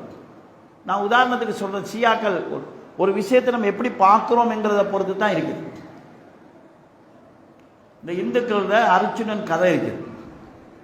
அர்ஜுனன் சொன்னா எந்த சந்தர்ப்பத்திலும் பொய் சொல்லாதவன் அவனோட புராண கதை. மகாத்மா காந்தி இன்னொருவரும் அந்த அர்ஜுனன் நாடகம் பார்க்க போனாங்களாம். அந்த நாடகத்தில் ஒரு கட்டம் வரும், அர்ஜுனன் பொய் சொல்லாம இருக்கிறதுக்காக தன்னை மனைவியை வித்துருவான். இந்த நாடகத்தை பத்தி மகாத்மா காந்தி அவனும் பேசிட்டு போறாங்களாம். நான் தான் இந்த நாடகம் பார்த்ததுல இருந்து ஒரு அடிப்படையை தெரிஞ்சு கொண்டு எந்த சந்தர்ப்பத்திலையும் நம்ம பொய் சொல்லக்கூடாதுன்னு சொல்லி அவன் கூட்டாளி சொன்னாங்க, எனக்குண்டா ஒரு விஷயம் விளங்கிட்டது, வாழ்க்கையில ஏதாவது கஷ்டம் வந்தா பொண்டாட்டிய வேணாலும் வித்துக்கலான்னு சொல்லிடு. அப்ப அவன் பார்க்க போனது அதை, அவனோட மூளை அப்படி வேலை செய்யுது. ஒரு உதாரணமா பாருங்க, ஒரு ஹதீஸ் எல்லாருக்கும் தெரிஞ்ச ஒரு சம்பவம். ஹுதைபியா உடன்படிக்கை நடக்குது. இந்த ஹுதைபியா உடன்படிக்கை நடக்கும்போது சஹாபாக்கள் யாருக்குமே உடன்படிக்கையில விருப்பம் இருக்கல. ஏன்னா பல நாள் பயணம் செஞ்சு உம்ராக்கு வந்திருக்கிறாங்க, உம்ரா செய்யாம திரும்பி போகணும், போர் செய்வோம் என்கிறது சஹாபாக்களுடைய விருப்பமா இருந்துச்சு. ஆனா ரசூல் ஸல்லல்லாஹு அலைஹி வஸல்லம் உடன்படிக்கை செய்யறதா முடிவு செஞ்சிட்டாங்க. அப்போ உமர் ரலியல்லாஹு ரசூலுல்லாஹ்ட்ட மாற்று கருத்து சொன்னாங்க, போர் செய்வோம், நாங்க மௌத்தா போனா சொர்க்கமா இல்லையா, அவங்க மௌத்தா போனா நரகமா இல்லையா, அப்படி இருக்கும்போது நாங்க ஏன் இவங்களுக்கு கட்டுப்படணும், போராடுவோம் சொல்லி சொன்னாங்க. இது சஹீஹ் புகாரி முஸ்லிம்ல வரக்கூடிய சஹீஹான சம்பவம். இந்த சம்பவத்தை ஷியாக்கள் எடுத்துக்குவாங்க. எடுத்துக்கொண்டு குர்ஆன்ல ஒரு வசனம் இருக்குது, வமா கான லிமுஃமினின் வலா முஃமினத்தின் இதா கலல்லாஹு வ ரசூலுஹு அம்ரன் ஐயகூன லஹுமுல் ஹியரத்து மின் அம்ரிஹிம். மூமினான ஆணுக்கோ பெண்ணுக்கோ அல்லாஹ்வும் ரசூலும் ஒரு முடிவு எடுத்ததுக்கு பிறகு அதில் மாற்று கருத்து சொல்வதற்கு எந்த விதமான உரிமையும் இல்லை. யார் மாற்று கருத்து சொல்கிறார்களோ அவர்கள் வெகு தூரமான வழிகேட்டில் இருக்கிறார்கள். இது குர்ஆன் வசனம். இந்த குர்ஆன் வசனத்தை எடுப்பாங்க, இந்த சம்பவத்தையும் எடுப்பாங்க. எடுத்து இந்த சம்பவத்தை சொல்லி பாருங்க, ரசூலுல்லாஹ் முடிவெடுத்ததுக்கு பிறகு உமர் வந்து அதுக்கு மாற்று கருத்து சொல்லியிருக்கிறார். இப்போ உமர் ரலியல்லாஹுடைய முடிவு என்ன? இந்த குர்ஆன் வசனத்தை பார்த்து நீங்க சொல்லுங்க. அந்த குர்ஆன் வசனத்தை பார்த்தா என்ன முடிவு வரும்? அல்லாஹ் ரசூலும் முடிவு செஞ்சா மாற்று கருத்து சொல்ல யாருக்கும் அனுமதி இல்லை. யார் மாற்று கருத்து சொல்றாரோ அவர் வெகு தூரமான வழிகேட்டில் இருக்கிறார். இப்ப சொல்லுங்க, உமர் யாரு? உமர் வழிகேட்டில் இருக்கிறாரா இல்லையான்னு குர்ஆனும் ஹதீஸ்னு சொல்லி அப்படி போவாங்க. இன்றைக்கு இந்த மாதிரி நிறைய சம்பவங்களை வச்சு உமர் இல்லாமல காபின்னு தனியா ஒரு புத்தகம் எழுதியிருக்கிறாங்க. சும்மா ஹத்ததைத்து என்று சொல்லி ஈரான்ல இருந்து வெளிவந்த புத்தகம். நான் ஏன் சொல்றேன்னா, இவன் சொன்னது குர்ஆன் வசனம் தான், சந்தேகம் இல்லை. சொன்னதும் ஹதீஸ் தான், அதுலேயும் சந்தேகம் இல்லை. ஆனா அந்த ரெண்டையும் ஜாயின் பண்ண முறை இருக்குது. இது சலபு சாலிகளுடைய முறை இல்லை, இந்த வழிகேடர்களுடைய வழிமுறை. நீ குர்ஆனையும் ஹதீஸையும் வழிகேடர்களுடைய அணுமுறையை வைத்து அணுகினால் பிழையான முடிவுகள் வரும். நீங்க உமர் ரலியல்லாஹு பற்றிய பின்னணியையும் அவங்கள பத்தி ரசூலுல்லாஹ் சொன்ன சிறப்புகளையும் அப்படியே வச்சுட்டு இந்த ரெண்டு விஷயத்தை மட்டும் வச்சு பார்த்தீங்கன்னா ஷியா சொல்றது சரின்னு படும். அப்ப ஷியாக்கள் ஒரு பேசிக் அமைச்சாங்க, அலி ரலியல்லாஹு தான் ரசூலுல்லாஹ்வுக்கு பிறகு கலீஃபா, இது அல்லாஹ்வுடைய முடிவுன்ற ஒரு முடிவை எடுத்தாங்க. அந்த முடிவை சுத்தி தான் அவங்களோட எல்லா கொள்கையும் வந்துச்சு. அதனால தான் அவங்க வழிகட்டாங்க. இதே மாதிரி தான் புதிய வழிகட்ட அமைப்புகளும் ஏதாவது ஒரு பேசிக் எடுப்பாங்க. அதுதான் அவங்களோட அடிப்படையா இருக்கும். அந்த அடிப்படையை வச்சு தான் அவங்களோட வழிகேடு சுத்தும். உதாரணமா ஏத்தால இருந்த பையத் ஜமாத் அவங்க ஒரு முடிவு எடுத்தாங்க, அமீருக்கு பையத் செஞ்சவன் முஸ்லீம், செய்யாதவன் காபிரு, செய்துட்டு பையத்தை முறிச்சவன் முறுத்தது. இதுதான் அவங்க எடுத்த முடிவு. அவங்களுடைய எல்லா பிரச்சாரமும் இதுல தான் சுத்தும். இஸ்லாத்துக்கு ஒருவன் வாரன்னு சொன்னா கலிமா சொல்லணும்ங்கிறது ரசூலுல்லாஹ் வழிகாட்டுல இருந்தாலும் பையத் செய்யாதவன் முஸ்லீம் இல்லைங்கிற முடிவு அவங்க சொன்னாங்க. ஒருவன் இஸ்லாத்தை ஏற்றுக்கொள்வதற்கு 6 விஷயங்களை ஈமான் கொள்ளணும். அல்லாஹ்வையும் அவனது வானவர்களையும் அவனது தூதர்களையும் அவனது வேதங்களையும் மறுமை நாளையும் கலாக்கதிரையும் நம்பணும். இந்த பையத் பிரச்சனை ஆரம்ப சமயத்தில் ஒரு மௌலவியனோட என்ன காபிருண்டார். நான் சொன்னேன், அல்லாஹ்வை ஏற்றுக்கிறேன், ரசூலுல்லாஹ் நபிமார்களை ஏற்றுக்கொள்றேன், வேதங்களை ஏற்றுக்கொள்றேன், மலக்குகளை நம்புறேன், கலாக்கதிரை ஏற்றுக்கொள்றேன், மறுமை நாள நான் இப்ப யாருன்னு கேட்டேன். இப்பவும் நீங்க காபிர் தான். அப்ப நாங்க இஸ்லாத்தை ஏற்றுக்கொள்றதுக்கு என்ன செய்யணும்? பையத்து செய்யணும். யாருக்கு பையத் செய்யணும்? உமர் அலிக்கு பையத் செய்யணும். அப்ப நான் கேட்டேன், அல்லாஹ்வை ஏத்தாலும் முஸ்லீம் இல்ல, ரசூலை ஏத்தாலும் முஸ்லீம் இல்ல, மலக்குகளை நம்பினாலும் முஸ்லீம் இல்ல, வேதங்களை நம்பினாலும் முஸ்லீம் இல்ல, மர்மையை நம்பினாலும் முஸ்லீம் இல்ல, கலாக்கதிரை நம்பினாலும் முஸ்லீம் இல்ல, உமர் அலிய தலைவரா நம்பினா தான் முஸ்லீம் சொன்னா உங்களோட இஸ்லாத்துல முதன்மையானது அல்லாஹ்வுக்கா உமர் அலிக்கா? அல்லாஹ்வுக்கா ரசூலுல்லாஹ்க்கா? இதுல யாரை நீங்க முன்னிலைப்படுத்தி இந்த இஸ்லாத்தை சொல்லிட்டு இருக்கிறீங்க? இந்த இஸ்லாத்துக்கு ஏதாவது பேசிக் இருக்குது. அதாவது இந்த கொள்கைக்கு ரசூலுல்லாஹ் காலத்திலிருந்து இவ்வளவு காலமும் இஸ்லாம் வந்திருக்குது. இதை இஸ்லாத்தினுடைய அடிப்படையாக வகுத்தது யாராவது இருக்கிறாங்களான்னு கேட்டா இல்ல. இவருக்கு அந்த ஹதீஸ் அப்படி விளங்கி இருக்குது, ஹதீஸ் இருக்குது, ஹதீஸை பிழையா விளங்கின பிரச்சனை. அப்ப இந்த கோணத்துல தான் வழிகேடுகள் தொடர்ந்து கொண்டிருக்கும். இதே போல கண்ணியத்துக்குரிய சகோதரர்களே, கதரியாக்கள் என்கிற ஒரு குழு உருவாங்கினாங்க. அந்த கதரியா கதிரை நிராகரிக்கிறவங்க. கதரியா குழுவுக்கு மெயினான சில தகவல்கள் அவங்களுக்கு மூத்தசிலா என்கிற வழிகட்ட பிரிவினால தான் கிடைச்சிச்சு. அவங்களுடைய சிந்தனை எப்படி வந்துச்சுன்னு சொன்னா, அந்த சிந்தனைகளுக்குள்ள விளக்குறதுக்கான இதான் நான் சொல்லலை. நான் உதாரணத்துக்கு சொல்லிட்டு போறேன். குர்ஆன்ல அல்லாஹ் தஆலா அல்லாஹ்வை பத்தி சொல்கிற போது அல்லாஹ் அணுவளவும் அநியாயம் செய்ய மாட்டான் குர்ஆன்ல இருக்குது. கலாக்கதிரின் அடிப்படையில் அல்லாஹ்வுடைய நாட்டம் இல்லாம இந்த உலகத்தில் எதுவும் நடக்காது. நான் ஒரு தவறு செய்தாலும் அதுவும் கலாக்கதிர் அடிப்படையில் தான் நடக்குது. அவங்க என்ன சொன்னாங்கடா, அல்லாவே நான் சாராயம் குடிக்கொண்டு எழுதிட்டு நான் சாராயம் குடிச்சதுக்கு பிறகு அல்லாஹ் தண்டிக்கிறான்னு சொன்னா அது நியாயம் இல்லை. அப்ப ஒன்று என்ன செய்யணும், அல்லாஹ் நியாயம் இல்லாதன்னு சொல்லணும், அப்படி இல்லாட்டி கலாக்கதிரை பொய்ன்னு நிராகரிக்கணும். இவங்க கலாக்கதிரை நிராகரித்தாங்க. அப்ப ஹதீஸ்லையும் குர்ஆன்லையும் கலாக்கதிரை நம்பொண்டு வந்திருக்குதுங்கிறது இவங்களுக்கு ஏற்றுக்கொள்ள முடியாத அறிஞ்சு. பொதுவா ஒரு மனுஷன் என்ன செய்யணும்னு சொன்னா, அல்லாஹ் அநியாயம் செய்ய மாட்டான், இது குர்ஆன்ல முடிவு. கலாக்கதிர் ஒன்று இருக்குது, இதுவும் குர்ஆன் ஹதீஸ்லயே முடிவு. இந்த ரெண்டு முடிவையும் இணைச்சு என்னால விளங்கலாம் இருக்குது. விளங்கலாட்டி நான் ஒன்றை மறுக்கிறது இல்லை, ரெண்டையும் ஏற்றுக்கொள்வேன், என்னால புரிஞ்சு கொள்ள முடியாம இருக்குது. குல்லும் மின் இந்தி ரப்பினா, எல்லாமே எங்களுடைய இறைவனிடமிருந்து வந்ததுன்னு நம்பணும். நாங்க எங்களால புரிஞ்சு கொள்ள முடியலைங்கிறதுக்காக நிராகரிக்கிறதுங்கிறது கிடையாது. என்னால விளங்க இயலாதுங்கிறதுக்காக எனக்கு விளங்காததெல்லாம் இல்லைன்னு அர்த்தமும் இல்லை. இன்னைக்கு விஞ்ஞானிகள் சொல்கிற உலக விஷயங்கள்ல எல்லாமே எங்களுக்கு விளங்குற மாதிரி இருக்குமா? இந்த கணித சூஸ்திரங்கள் எல்லாம் எங்களுக்கு விளங்குற மாதிரி இருக்குதா? விளங்காது. ஆனா அந்த துறையில ஈடுபாடு உடையவன் சொல்றான், நம்பிட்டு போறோம் நாங்க. அப்ப இவங்க என்ன செஞ்சாங்கன்னு சொல்லி சொன்னா, அல்லாஹ் கெட்டதை நாட மாட்டான், அல்லாஹ் நல்லதைத்தான் நாடுவான் என்று சொன்னாங்க. கேட்டா நல்லா தான் இருக்குது. அல்லாஹ்வுடைய கண்ணியத்தை பாதுகாக்கிறதுக்காக சொல்றாங்க. அல்லாஹ் நல்லதைத்தான் நாடுவான், கெட்டதை நாட மாட்டான்னு சொன்னார். இதை உதாரணத்துக்கு பாருங்க. இன்றைக்கு உலகத்துல நல்ல விஷயம் அதிகமா நடக்குதா, கெட்ட விஷயம் அதிகமா நடக்குதா? எல்லாரும் ஏற்றுக்கொண்டதுதான் கெட்ட விஷயம் தான் அதிகமா நடக்குது. அப்படின்னு சொன்னா நல்லதை மட்டும்தான் அல்லாஹ் நாடுவான், கெட்டதை அல்லாஹ் நாட மாட்டான்னு சொன்னா இந்த உலகத்தின் நடக்கிற பெரும்பாலான விஷயங்கள் அல்லாஹ்வின் நாட்டத்துக்கு அப்பால் நடக்குது, அல்லாஹ் நாடாம நடக்குதுன்னு வரும். இந்த உலகத்துல அல்லாஹ்வின் நாட்டம் இல்லாத விஷயம்தான் அதிகமா நடக்குதுன்னு சொன்னா இது அல்லாஹ்வை நிராகரிச்சதா இருக்குமா இல்லையா? நான் விளங்குறதுக்கு சொல்றேன். ஒருவர் வந்து சொல்றாரு, நாளைக்கு உங்களோட மகனுக்கு கல்யாணம்னு சொல்றாரு. உங்களுக்கு தெரியாது, நீங்க சொல்றீங்க கல்யாணமா, எனக்கு தெரியாதுன்னு. இப்ப அவன் உங்களை நல்ல வாப்பாவா மதிப்பானா? மகனுக்கு கல்யாணமா வாப்பாக்கு தெரியாதான்னு சொன்ன. இவங்க கொஞ்சம் முத்தி போனவங்க என்ன சொன்னாங்கண்டா, ஒரு விஷயம் நடக்கும் வரைக்கும் அல்லாஹ்க்கு தெரியாதுன்னு சொன்னாங்க. நீங்க சாராயம் குடிப்பீங்க என்பது நீங்கள் சாராயம் குடிக்கும் வரைக்கும் அல்லாஹ்க்கு தெரியாது. இப்படி இல்லாத பித்னாக்கள், இதுக்கெல்லாம் நிறைய வசனங்கள் ஆதாரம் மறுப்பாம் வசனங்கள் இருக்குது.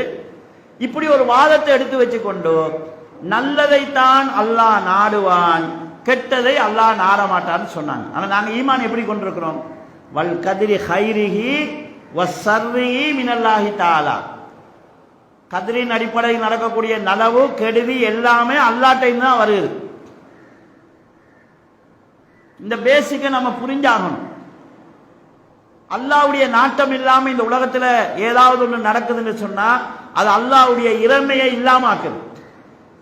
அதனாலதான் இப்னு உமர் அவங்க சொன்னாங்க, கதிரை மறுக்கக்கூடிய ஒரு கூட்டம் இருக்கிற தகவல் சொன்ன போது அவங்கள்ட்ட சொல்லுங்க, அவங்களுக்கும் எனக்கும் சம்பந்தம் கிடையாது, அவங்க உகது மலையளவு தங்கத்தை தர்மம் செய்தாலும் கலாக்கதிரை நம்பாத வரையில் அல்லாஹ் அதை அங்கீகரிக்க மாட்டான்.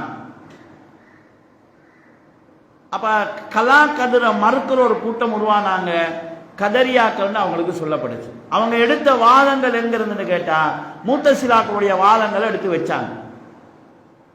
ஆனா அஹ்லு சுன்னா என்ன நம்புறாங்கன்னு சொன்னா, அல்லாஹ் நன்மையும் தீமையும் அல்லாஹ்வுடைய நாட்டப்படிதான் நடக்கும்.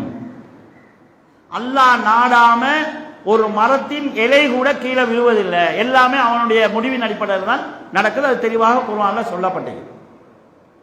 இப்ப இந்த கதரியாக்கள் என்கிற ஒரு கூட்டம் வந்து கதிரை மறுத்து பேசிக் கொண்டிருக்கும் போது இதுக்கு எதிராக ஒரு கூட்டம் வந்தாங்க. அவங்க என்ன சொன்னாங்கன்னா, மனிதனுக்கு எந்த செயல் சுதந்திரமும் இல்லை, ஒரு பொம்மையை கட்டி நூல்ற வச்சு ஆட்டுற மாதிரி, மரத்துல இருந்து விழக்கூடிய இலை காத்துல அடிபட்டு போற மாதிரி மனிதன் கலாக்கதிருக்குள்ள கட்டுண்டு இருக்கிறான், அவனுக்கு சுயமாக எந்த முடிவும் கிடையாது என்று கதிரியாக்களுக்கு மறுப்பு சொல்றங்கிற பேர்ல இவங்க இன்னொரு சைட்ல இழுத்துட்டு போனாங்க. ரெண்டுமே வழிகேடு. மனிதனுக்கு செயல் சுதந்திரம் இருக்குது, தெரிவு செய்யக்கூடிய சுதந்திரம் இருக்குது. இது அஹ்லு சுன்னாவுடைய நிலைப்பாடு. இதே போல நான் ஏற்கனவே சொன்னேன், அதாவது ஹவாரிஜிகள் பெரும்பான்மை செய்கிறவன காபிர் என்று சொன்னாங்க. அவங்க ஒரு காய்தா உருவாக்குனாங்க, ஒரு ஒரு கொள்கை, லா யன்ஃபவுல் ஈமான் மஅதன். நீங்க பாவம் செய்து கொண்டே ஈமான் கொண்டா அதால எந்த பயனும் இல்லை, காபிர் தான் சொன்னாங்க. இந்த முர்ஜியான்ற ஒரு கூட்டம் வந்தாங்க. அவங்க என்ன செஞ்சாங்கடா, அல்லாஹ் பாவங்களை மன்னிக்கிறவன், அருள் செய்கிறவன், இரக்கமானவன், இந்த மாதிரி வசனங்களை எல்லாம் சொல்லி ஈமான் கொண்டதுக்கு பிறகு என்ன பாவம் செய்தாலும் அதால எந்த பாதிப்பும் இல்லை என்று சொல்லி நீ அல்லாஹ் ரஹ்மான், அல்லாஹ் இரக்கம் உள்ளவன் என்கிற வசனங்களை சொன்னாங்க. ஆனா சத்தியம் ரெண்டுக்கும் நடுவுல இருக்குது. பாவம் செய்யற எல்லாரும் காபீரங்கிறதும் பிள்ளை, பாவம் செய்யற எல்லாரையும் அல்லாஹ் மன்னிப்பான்ங்கிறதும் பிள்ளை. அல்லாஹ் நான்னவங்கள மன்னிப்பான். அப்ப இந்த முடிவெடுக்கிற விஷயத்தில் அவங்க பிழையானதுனால என்ன செஞ்சாங்கடா, தீமைக்கு ஆதரவா பேச ஆரம்பிச்சாங்க. இவங்க என்ன செஞ்சாங்கடா, அல்லாஹ் கடுமையா பிடிப்பான், அல்லாஹ் தண்டிப்பவன், கடுமையாக வேதனை செய்கிறவன், இந்த வசனங்கள் எடுத்தாங்க. ரெண்டையும் சேர்த்து தான் முடிவு செய்யணும். ரெண்டுல ஏதாவது ஒன்றை பிரிஞ்சாலும் வழிகட்ட நிலைப்பாடு வரும். இப்படி வரலாறு நெடுகளையுமே வழிகேடுகள் வந்ததுக்கான ஒரு காரணம் என்னன்னு சொன்னா, அவங்க குர்ஆன் சுன்னாவை சரியான முறையில புரிந்து கொள்ளாததும், எதிர்த்தரப்புக்கு பதில் சொல்லணும் என்கிறதுக்காக கொள்கைகளை உருவாக்கினதும் மிக முக்கியமான காரணமா இருந்துச்சு. அன்புக்குரிய சகோதரர்களே, இப்படி தொடர்ந்து வழிகட்ட அமைப்புகள் வரும். மூத்தசிலாக்களுடைய தாக்கம் இன்னும் இருக்குது. முர்ஜியாக்களுடைய தாக்கம், அதாவது பாவம் செஞ்சா, ஈமானோட பாவம் செஞ்சா அது பாதிப்பை உண்டாக்காது என்கிற தாக்கம் இன்றைக்கு வரைக்கும் இருந்து கொண்டே இருக்குது. இதே மாதிரி நிறைய சிந்தனை தாக்கம் எங்களுக்கு இருந்து கொண்டே இருக்கு. பாமர மக்களுக்கு எது சரியான கொள்கைன்னு எப்படி விளங்கிக் கொள்வது? எல்லா வழிகட்ட அமைப்புகளுடைய வாதங்களையும் கேட்டு அதுக்கு மறுப்பு தெரியணும்னு சொன்னா உலகத்துல யாருக்கும் இருக்காது, ஏலாது. ஏன்னா வழிகேடு இன்னும் புதுசு புதுசா வந்துட்டு தான் இருக்கும். நாங்க சரியாக இஸ்லாத்தை ஃபாலோ பண்ணணும்னு நினைக்கிறோம். அப்ப எங்களுக்குரிய வழி என்ன? ரசூல் ஸல்லல்லாஹு அலைஹி வஸல்லம் சொல்றாங்க, ஃபஇன்னஹு மய்யஇஸ் மின்கும் ஃபஸயர இக்திலாஃபன் கஸீரா. உங்களில் யார் நீண்ட காலம் வாழ்கிறீர்களோ நிறைய கருத்து வேறுபாடுகளை காண்பீர்கள். தீர்வு என்ன? எல்லா கருத்து வேறுபாடுக்கும் விளக்கம் தெரியும் நினைச்சீங்கன்னா நடக்காது. தீர்வு என்ன?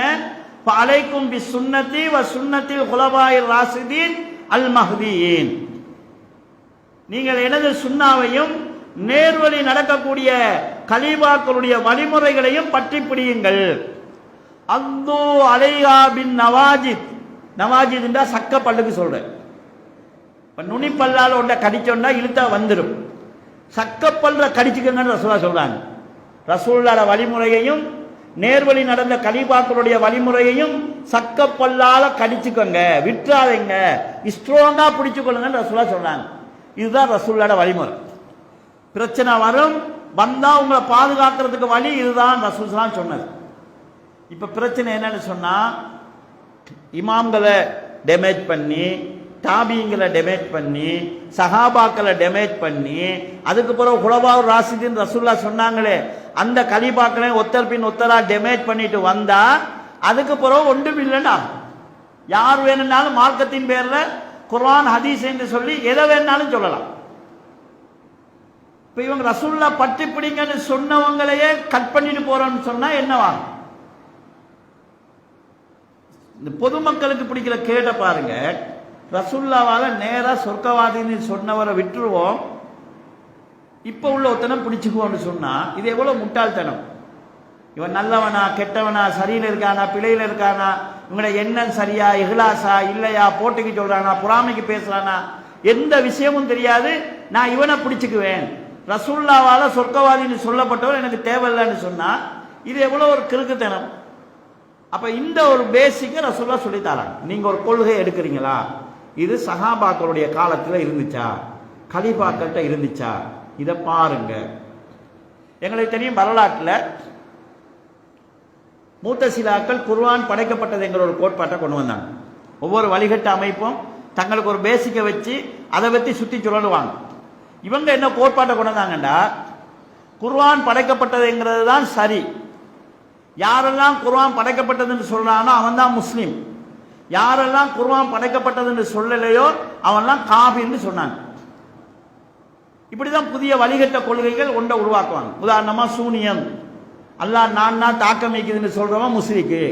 முஸ்லிக்குனா என்ன, அவனுக்கு பின்னால தொலையலாது. இப்படி அவங்களாம் ஒரு வட்டம் வச்சுக்கொண்டு அந்த வட்டத்துக்குள்ள சுத்திட்டு இருப்பாங்க. அப்ப இந்த ஒரு கோட்பாட்டை அவங்க உருவாக்கி வச்சுக்கொண்டு இதற்கு எதிராக வந்த இமாம் அஹ்மது இப்னு ஹம்பல் ரஹ்மத்துல்லாஹி அவங்கள சிறப்பிடித்தாங்க. அந்த ஆட்சியாளர்களும் அந்த கொள்கையில் இருந்தாங்க. கடைசியா இமாம் அஹ்மது இப்னு ஹம்பல் ரஹ்மத்துல்லாஹி அவங்கள்ட்ட கேட்ட கேள்விதான் எல்லா வழிகேட்டில இருந்து எங்களை பாதுகாக்கிறதுக்கு வசதியா இருக்கு. இமாம் அஹ்மது இப்னு ஹம்பல் ரஹ்மத்துல்லாஹி அவங்க கேட்டாங்க, குர்ஆன் படைக்கப்பட்டதுன்னு நீங்க சொல்றீங்க, இதை நம்புறவன் தான் முஸ்லீம்னு சொல்றீங்க, நம்பாதவன் காபின்னு சொல்றீங்க. குர்ஆன் படைக்கப்பட்டதுங்கிற இந்த கொள்கை இருக்குதே, இது ரசூலுல்லாஹ்க்கு தெரியுமா தெரியாதா? அபூபக்கர், உமர், உஸ்மான், அலி இந்த 4 பேருக்கும் தெரியுமா தெரியாதா? தெரியும்னு சொன்னா அவங்க தெரிஞ்சதுக்கான ஆதாரத்தை சொல்லுங்க. தெரியும்னு சொன்னா அவங்க தெரிஞ்சா சொல்லியிருப்பாங்களே, ரசூலுல்லாஹ் சொல்லியிருப்பாங்க, இல்லாட்டி அபூபக்கர், உமர், உஸ்மான், அலி சொல்லியிருப்பாங்க. எங்க சொன்னாங்க அதுக்கான பதிவை காட்டுங்க. தெரியாதுன்னு சொன்னா அவங்களுக்கு தெரியாதது உங்களுக்கு எப்படி தெரிஞ்சிச்சுன்னு சொல்லுங்க. அப்படி இல்லை, அவங்களுக்கு தெரியும் யாருக்குமே அவங்க சொல்லலைன்னு சொன்னா அவங்களே யாருக்கும் சொல்லாம இருக்கும்போது நீங்க எதுக்கு அதை பத்தி பேசுறீங்க? இதுக்கு நீங்க பதில் சொல்லுங்க. குர்ஆன் படைக்கப்பட்டது நீங்க சொல்றீங்களே, ரசூலுல்லாஹ் அதை சொன்னாங்களா? சொன்னதுக்கான ஆதாரத்தை காட்டுங்க. ரசூலுல்லாஹ் சொல்லாட்டி உங்களுக்கு எப்படி தெரியும்? அதை நீங்க சொல்லுங்க. இதே மாதிரிதான் எந்த வழிகட்டுக்கும் இதான் கேள்வி. பைய செய்தால் தான் முஸ்லீம், செய்யாட்டி காபின்னு சொல்றீங்களே, இதை ரசூலுல்லாஹ் சொன்னாங்களா? அபூபக்கர், உமர், உஸ்மான், அலி ரலியல்லாஹு அன்ஹும் இந்த 4 கலிபாக்கள் சொன்னாங்களா? அவங்க 4 பேருக்குமே தெரியாத ஒன்று எப்படி இன்றைக்கு உங்களோட மார்க்கமாகவும் பேசிக்காகவும் வந்துச்சு? இந்த ஒரு கேள்விக்குள்ள எல்லா வழிகட்டையும் நம்ம இனங்காணலாம். அடுத்தது என்னன்னு சொன்னா, எந்த ஒரு கொள்கை வந்தாலும் சரி, எந்த ஒரு வழிபாடு வந்தாலும் சரி, ரசூல் ஸல்லல்லாஹு அலைஹி அவர்கள் மா அனா அலைஹி வ அஸ்ஹாபில் யௌம்னு சொன்னாங்களே, நானும் எனது தோழர்களும் இன்றைக்கு எதுல இருக்கிறோமோ அதுல இருக்கிறவங்க தான் சொர்க்கம் போறவங்கன்னு சொன்னாங்களே. அப்ப நாங்க கேட்க வேண்டியது என்ன, நீங்க சொல்ற இந்த கொள்கை ரசூலுல்லாஹ் சொல்லப்பட்டுச்சா சஹாபாக்கள் சொல்லப்பட்டுச்சா? ரசூலுல்லாஹ் சொன்னாங்களா? சஹாபாக்கள் அதில் இருந்தாங்கன்னா அது மார்க்கமா இருக்கு, இருக்கலன்னா அது மார்க்கமா இருக்காது. இந்த ஒரு தெளிவும் எங்களுக்கு தேவை. நபி ஸல்லல்லாஹு அலைஹி வஸல்லம் அல்லாஹு தஆலா குர்ஆன்ல சொல்றான், நபியே நீங்க சொல்லுங்க, அதுஉ இலல்லாஹி அலா பசீரத்தின் அன வமனித்தபானி, நானும் என்னை பின்பற்றுகிறவர்களும் தெளிவான ஆதாரத்தின் அடிப்படையில் உங்களை அல்லாஹ்வின்பால் அழைக்கிறோம். இது ரசூலுல்லாஹ்க்கு அல்லாஹ் சொல்ல சொன்ன வாசகம். நானும் என்னை பின்பற்றுகிறவர்களும் தெளிவான ஆதாரத்தின் அடிப்படையில் உங்களை அல்லாஹ்வின்பால் அழைக்கிறோம். ரசூல் ஸல்லல்லாஹு அலைஹி வஸல்லம் என்னை பின்பற்றுறவங்கன்னு சொன்னவங்க யாரு? அந்த நேரம் ரசூலுல்லாஹ்வை பின்பற்றினவங்க யாரு? சஹாபாக்கள். அப்ப சஹாபாக்கள் இருந்த வழி தெளிவான வழி என்று குர்ஆன் சொல்லுது. அப்ப அந்த தெளிவான வழிக்கு மாற்றமா எது இருக்குதோ அது வழிகேடு. இது எங்களுக்கு லேசான விஷயம். உதாரணமா காதியானிகள் புதிய நபித்துவம் வாதுறாங்க. மிர்சா குலாம தங்களுடைய நபியா சொல்றாங்க. ரசூலுல்லாஹ்வுக்கு பிறகு நபி வருவாங்கன்றதுக்கு நிறைய குர்ஆன் வசனங்கள் எடுத்து அவன் தப்பா விளக்கம் சொல்லி சொல்லுவான். இந்த எல்லா வசனங்களுக்கும் விளக்கம் தெரியும்னு அவசியங்களுக்கு இல்லை. ரசூலுல்லாஹ் தன்னை இறுதி நபின்னு சொன்னாங்க. சஹாபாக்களும் ரசூலுல்லாஹ்வை இறுதி நபியா நம்பினாங்க. ரசூலுல்லாஹ்வுக்கு பிறகு தன்னை யாரெல்லாம் நபின்னு சொன்னாங்களோ அவங்கள்ட்ட சஹாபி போயிட்டு, நீங்க உங்களை நபின்னு சொல்றீங்களே, உங்களோட ஆதாரத்தை காட்டுங்க, உங்களோட அத்தாட்சியை காட்டுங்கன்னு கேட்கல. ரசூலுல்லாஹ்வுக்கு பிறகு தன்னை நபின்னு சொன்னவங்களுக்கு எதிராக போர் தான் அறிவிச்சாங்க, போர் செஞ்சாங்க. அப்போ ஒரு பாமர முஸ்லிமுக்கு ரசூலுல்லாஹ்வும் சஹாபாக்களும் இந்த நிலைப்பாட்டில் தான் இருந்தாங்க. இதுக்கு மாற்றமா பிறகு நபி வருவாங்கங்கிற கொள்கை வழிகேடு என்கிற விஷயம் தெளிவாகிறதுக்கு இது ஒன்று போதும். நீங்க அவன் சொல்ற எல்லா வாதங்களுக்கும் பதில் தெரிஞ்சுதான் பிள்ளைன்னு நிராகரிக்க அவசியம் இல்லை. ரசூலுல்லாஹ்வுக்கு பிறகு ஒருவன் தன்னை நபி என்று சொன்னால் அவன் வழிகேடன் தான். சஹாபாக்களில் யாராவது ஒருவரையாவது ஒருவன் விமர்சித்தால் அவன் வழிகேடந்தான். ஆதாரபூர்வமானது என்று இந்த உம்மத்தால் அங்கீகரிக்கப்பட்ட ஹதீஸ்களை யாராவது ஒருவன் தனது அறிவுக்கு முரண்படுது என்று மறுத்தா அவன் வழிகேட்டு தான் இருக்கிறான். இந்த பேசிக் போதுமானது. விபரமாத்தான் தெரியணும் என்று சொன்னா அது யாருக்கும் முழுமையாக சாத்தியம் இல்லை. அல் குர்ஆன் அல்லாஹு தஆலா நபி ஸல்லல்லாஹு அலைஹி வஸல்லம் பார்த்து சொல்றான், நபியே இந்த வேதத்தை நாங்கள் உங்களுக்கு இறக்கினோம். எதுக்காக என்று சொன்னா லிதுபையின லின்னாசி மா நுஸில இலைஹிம், இந்த மக்களுக்கு இறக்கப்பட்ட வேதத்தை நீங்கள் பயான் தெளிவு பண்ணணுங்கிறதுக்காக இந்த வேதத்தை நாங்கள் உங்களுக்கு இறக்கினோம்னு அல்லாஹ் சொல்றாங்க. அப்ப ரசூலுல்லாஹ்வோட பணி என்னன்னு கேட்டா குர்ஆனை விளங்க பண்ணுவது. அந்த குர்ஆனை யாருக்கு ரசூலுல்லாஹ் விளங்க பண்ணாங்க? லின்னாஸ். அந்த லின்னாஸ் மனிதர்கள் யாருன்னு கேட்டா சஹாபாக்கள் தான். சஹாபாக்களுக்கு குர்ஆன் விளங்கிச்சான்னு கேட்டா விளங்கிச்சின்னு குர்ஆன் சொல்லுது. சஹாபாக்களுக்கு ரசூலுல்லாஹ் குர்ஆனை சரியா விளங்க வைக்கலன்னு சொன்னா ரசூலுல்லாஹ் தன்னுடைய வேலையை சரியா செய்யலன்னு ஆகிறது. இன்றைக்கு வந்த ஒருவன் சஹாபாக்களை விட நாங்க தான் குர்ஆனை சரியா விளங்கிக் கொள்வோம்னு சொன்னா அவன் வழிகேடு, அது வழிகேடு. இப்ப ரசூலுல்லாஹ் விளங்கப்படுத்தி சஹாபாக்கள் விளங்கின முறைக்கு மாற்றமாக ஒருவர் விளக்கம் சொன்னா அது முரண்பாடு. இது எங்களுக்கு குர்ஆன்ல இருந்து தெளிவாகும். இதே போல அல் குர்ஆன்ல அல்லாஹ் தஆலா நபியினுடைய பணியை சொல்கிறான், வல்லதி பாஸபில் உம்மீன ரசூலன் மின்ஹும், அவன்தான் எழுத வாசிக்க தெரியாத சமுதாயத்துக்கு அவர்களில் இருந்தே ஒரு தூதரை அனுப்பினான். யத்லு அலைஹிம் ஆயாத்திஹி, அவர் அல்லாஹ்வுடைய வசனங்களை அவர்களுக்கு ஓதி காண்பிப்பார்.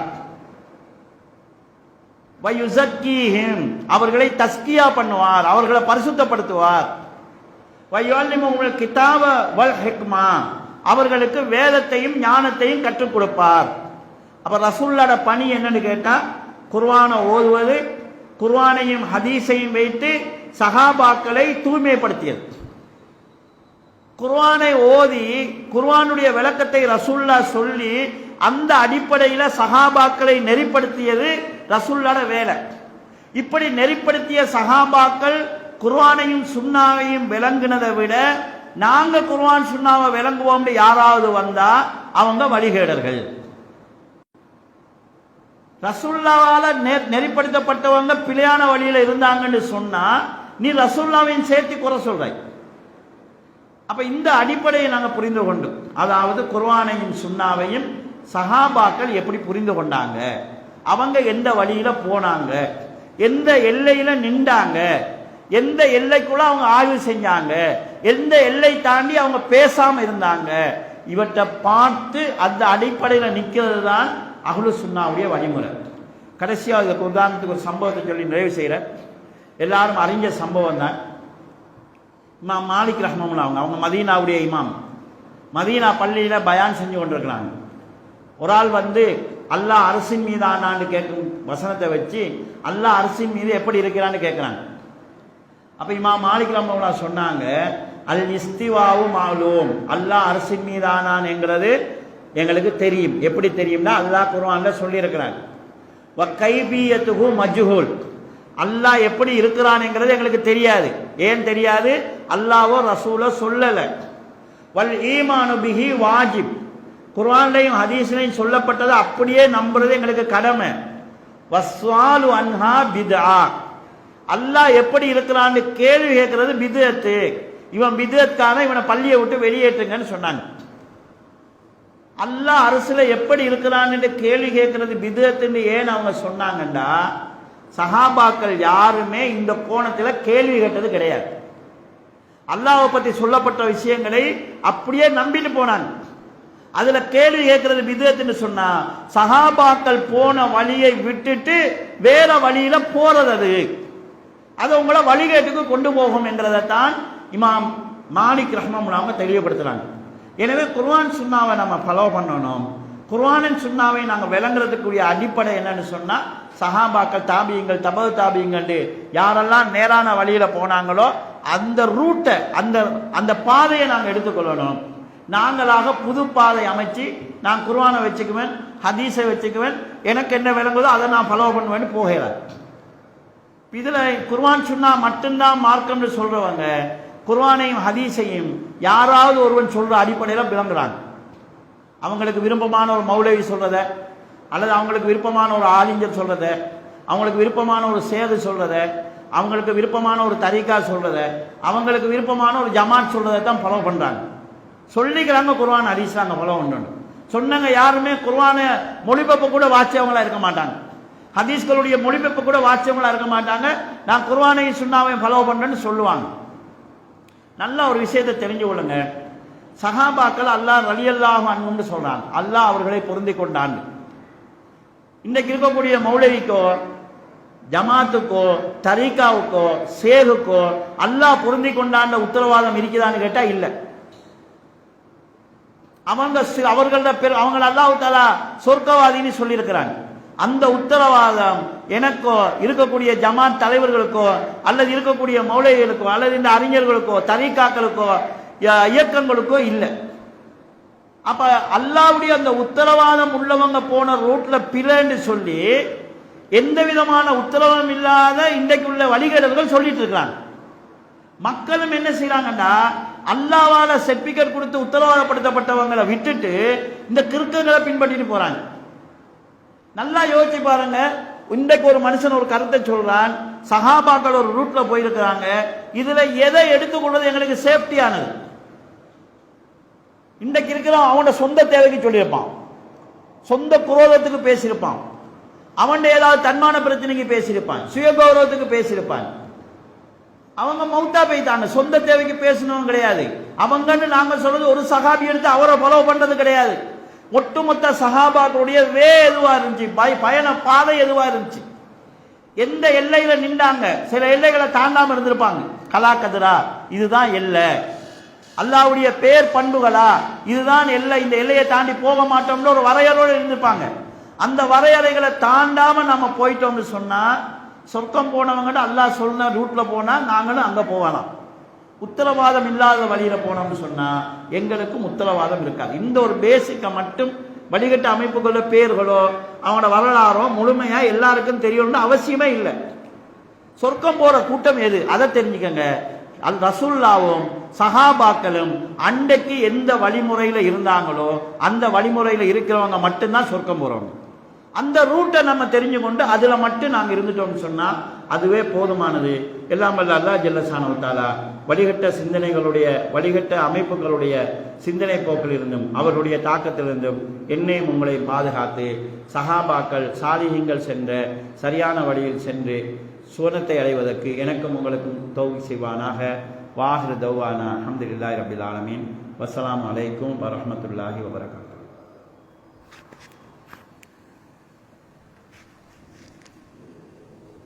ஜஸாக்குமுல்லாஹு ஹைரா.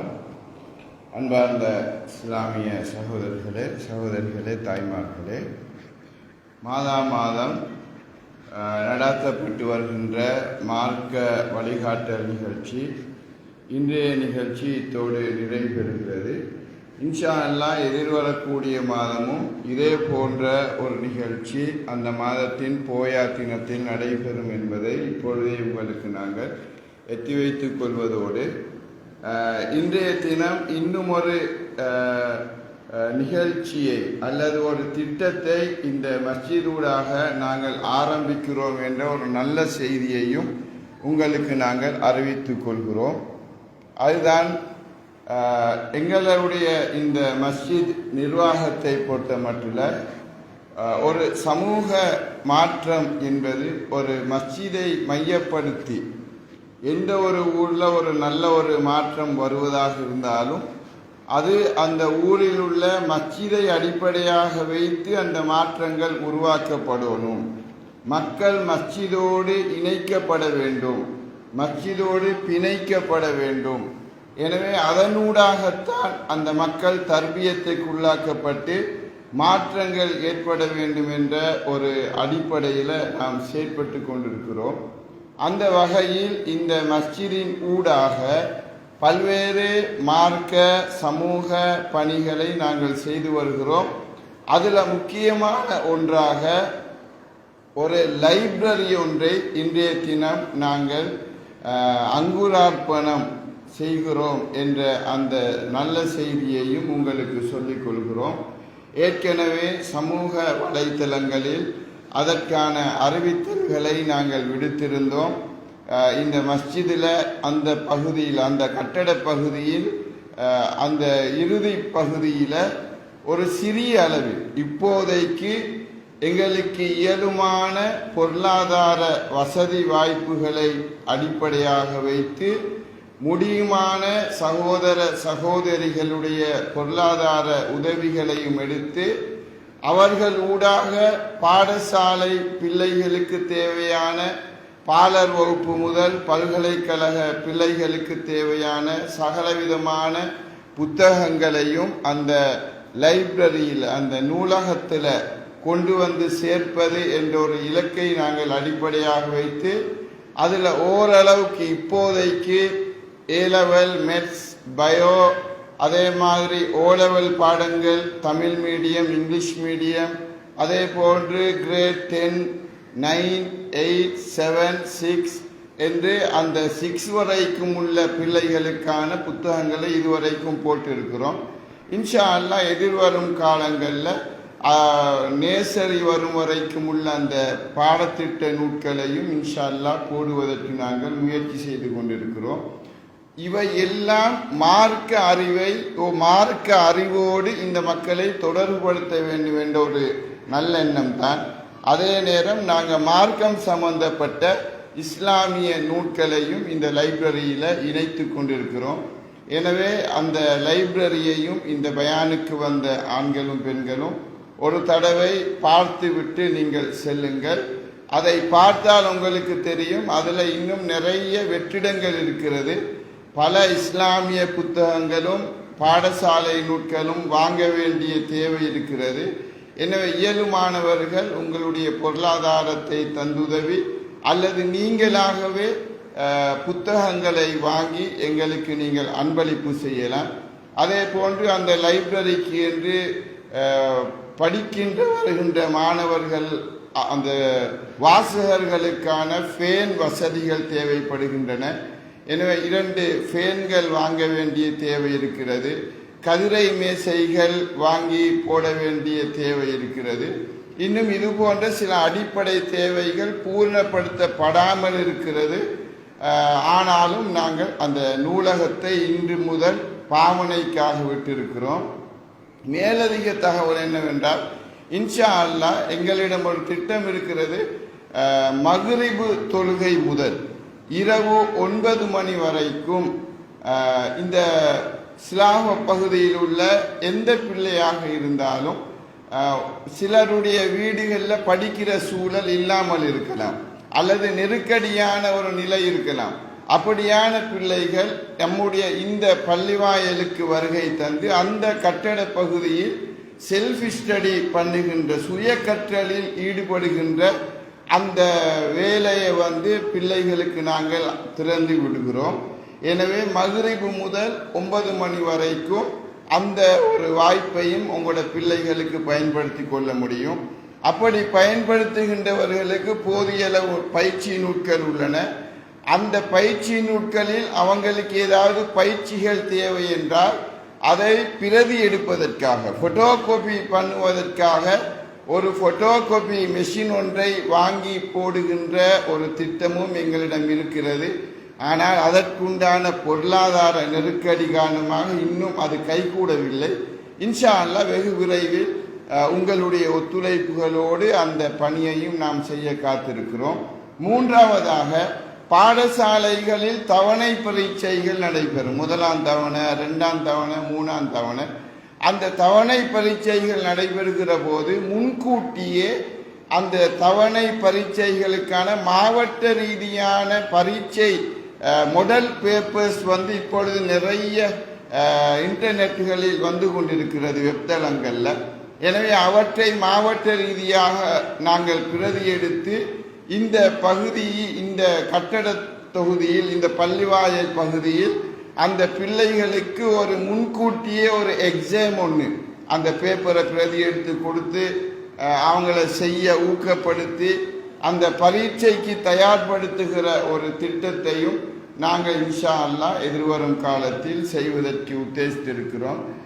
அல்லாஹ்வுடைய பேர் உதவியினாலும் அதற்கு அடுத்ததாக உங்களுடைய பிரார்த்தனைகள் மற்றும் பொருளாதார ஏனைய உதவிகளினாலும் இது போன்ற பல்வேறு மார்க்க சமூக பணிகளை செய்வதற்கு எல்லாம் வல்ல அல்லாஹ் தஆலா நம் அனைவருக்கும் அருள் புரிய வேண்டும் என்று வேண்டி இந்த நிகழ்ச்சியை இத்தோடு நாங்கள் நிறைவு செய்து கொள்வோம்.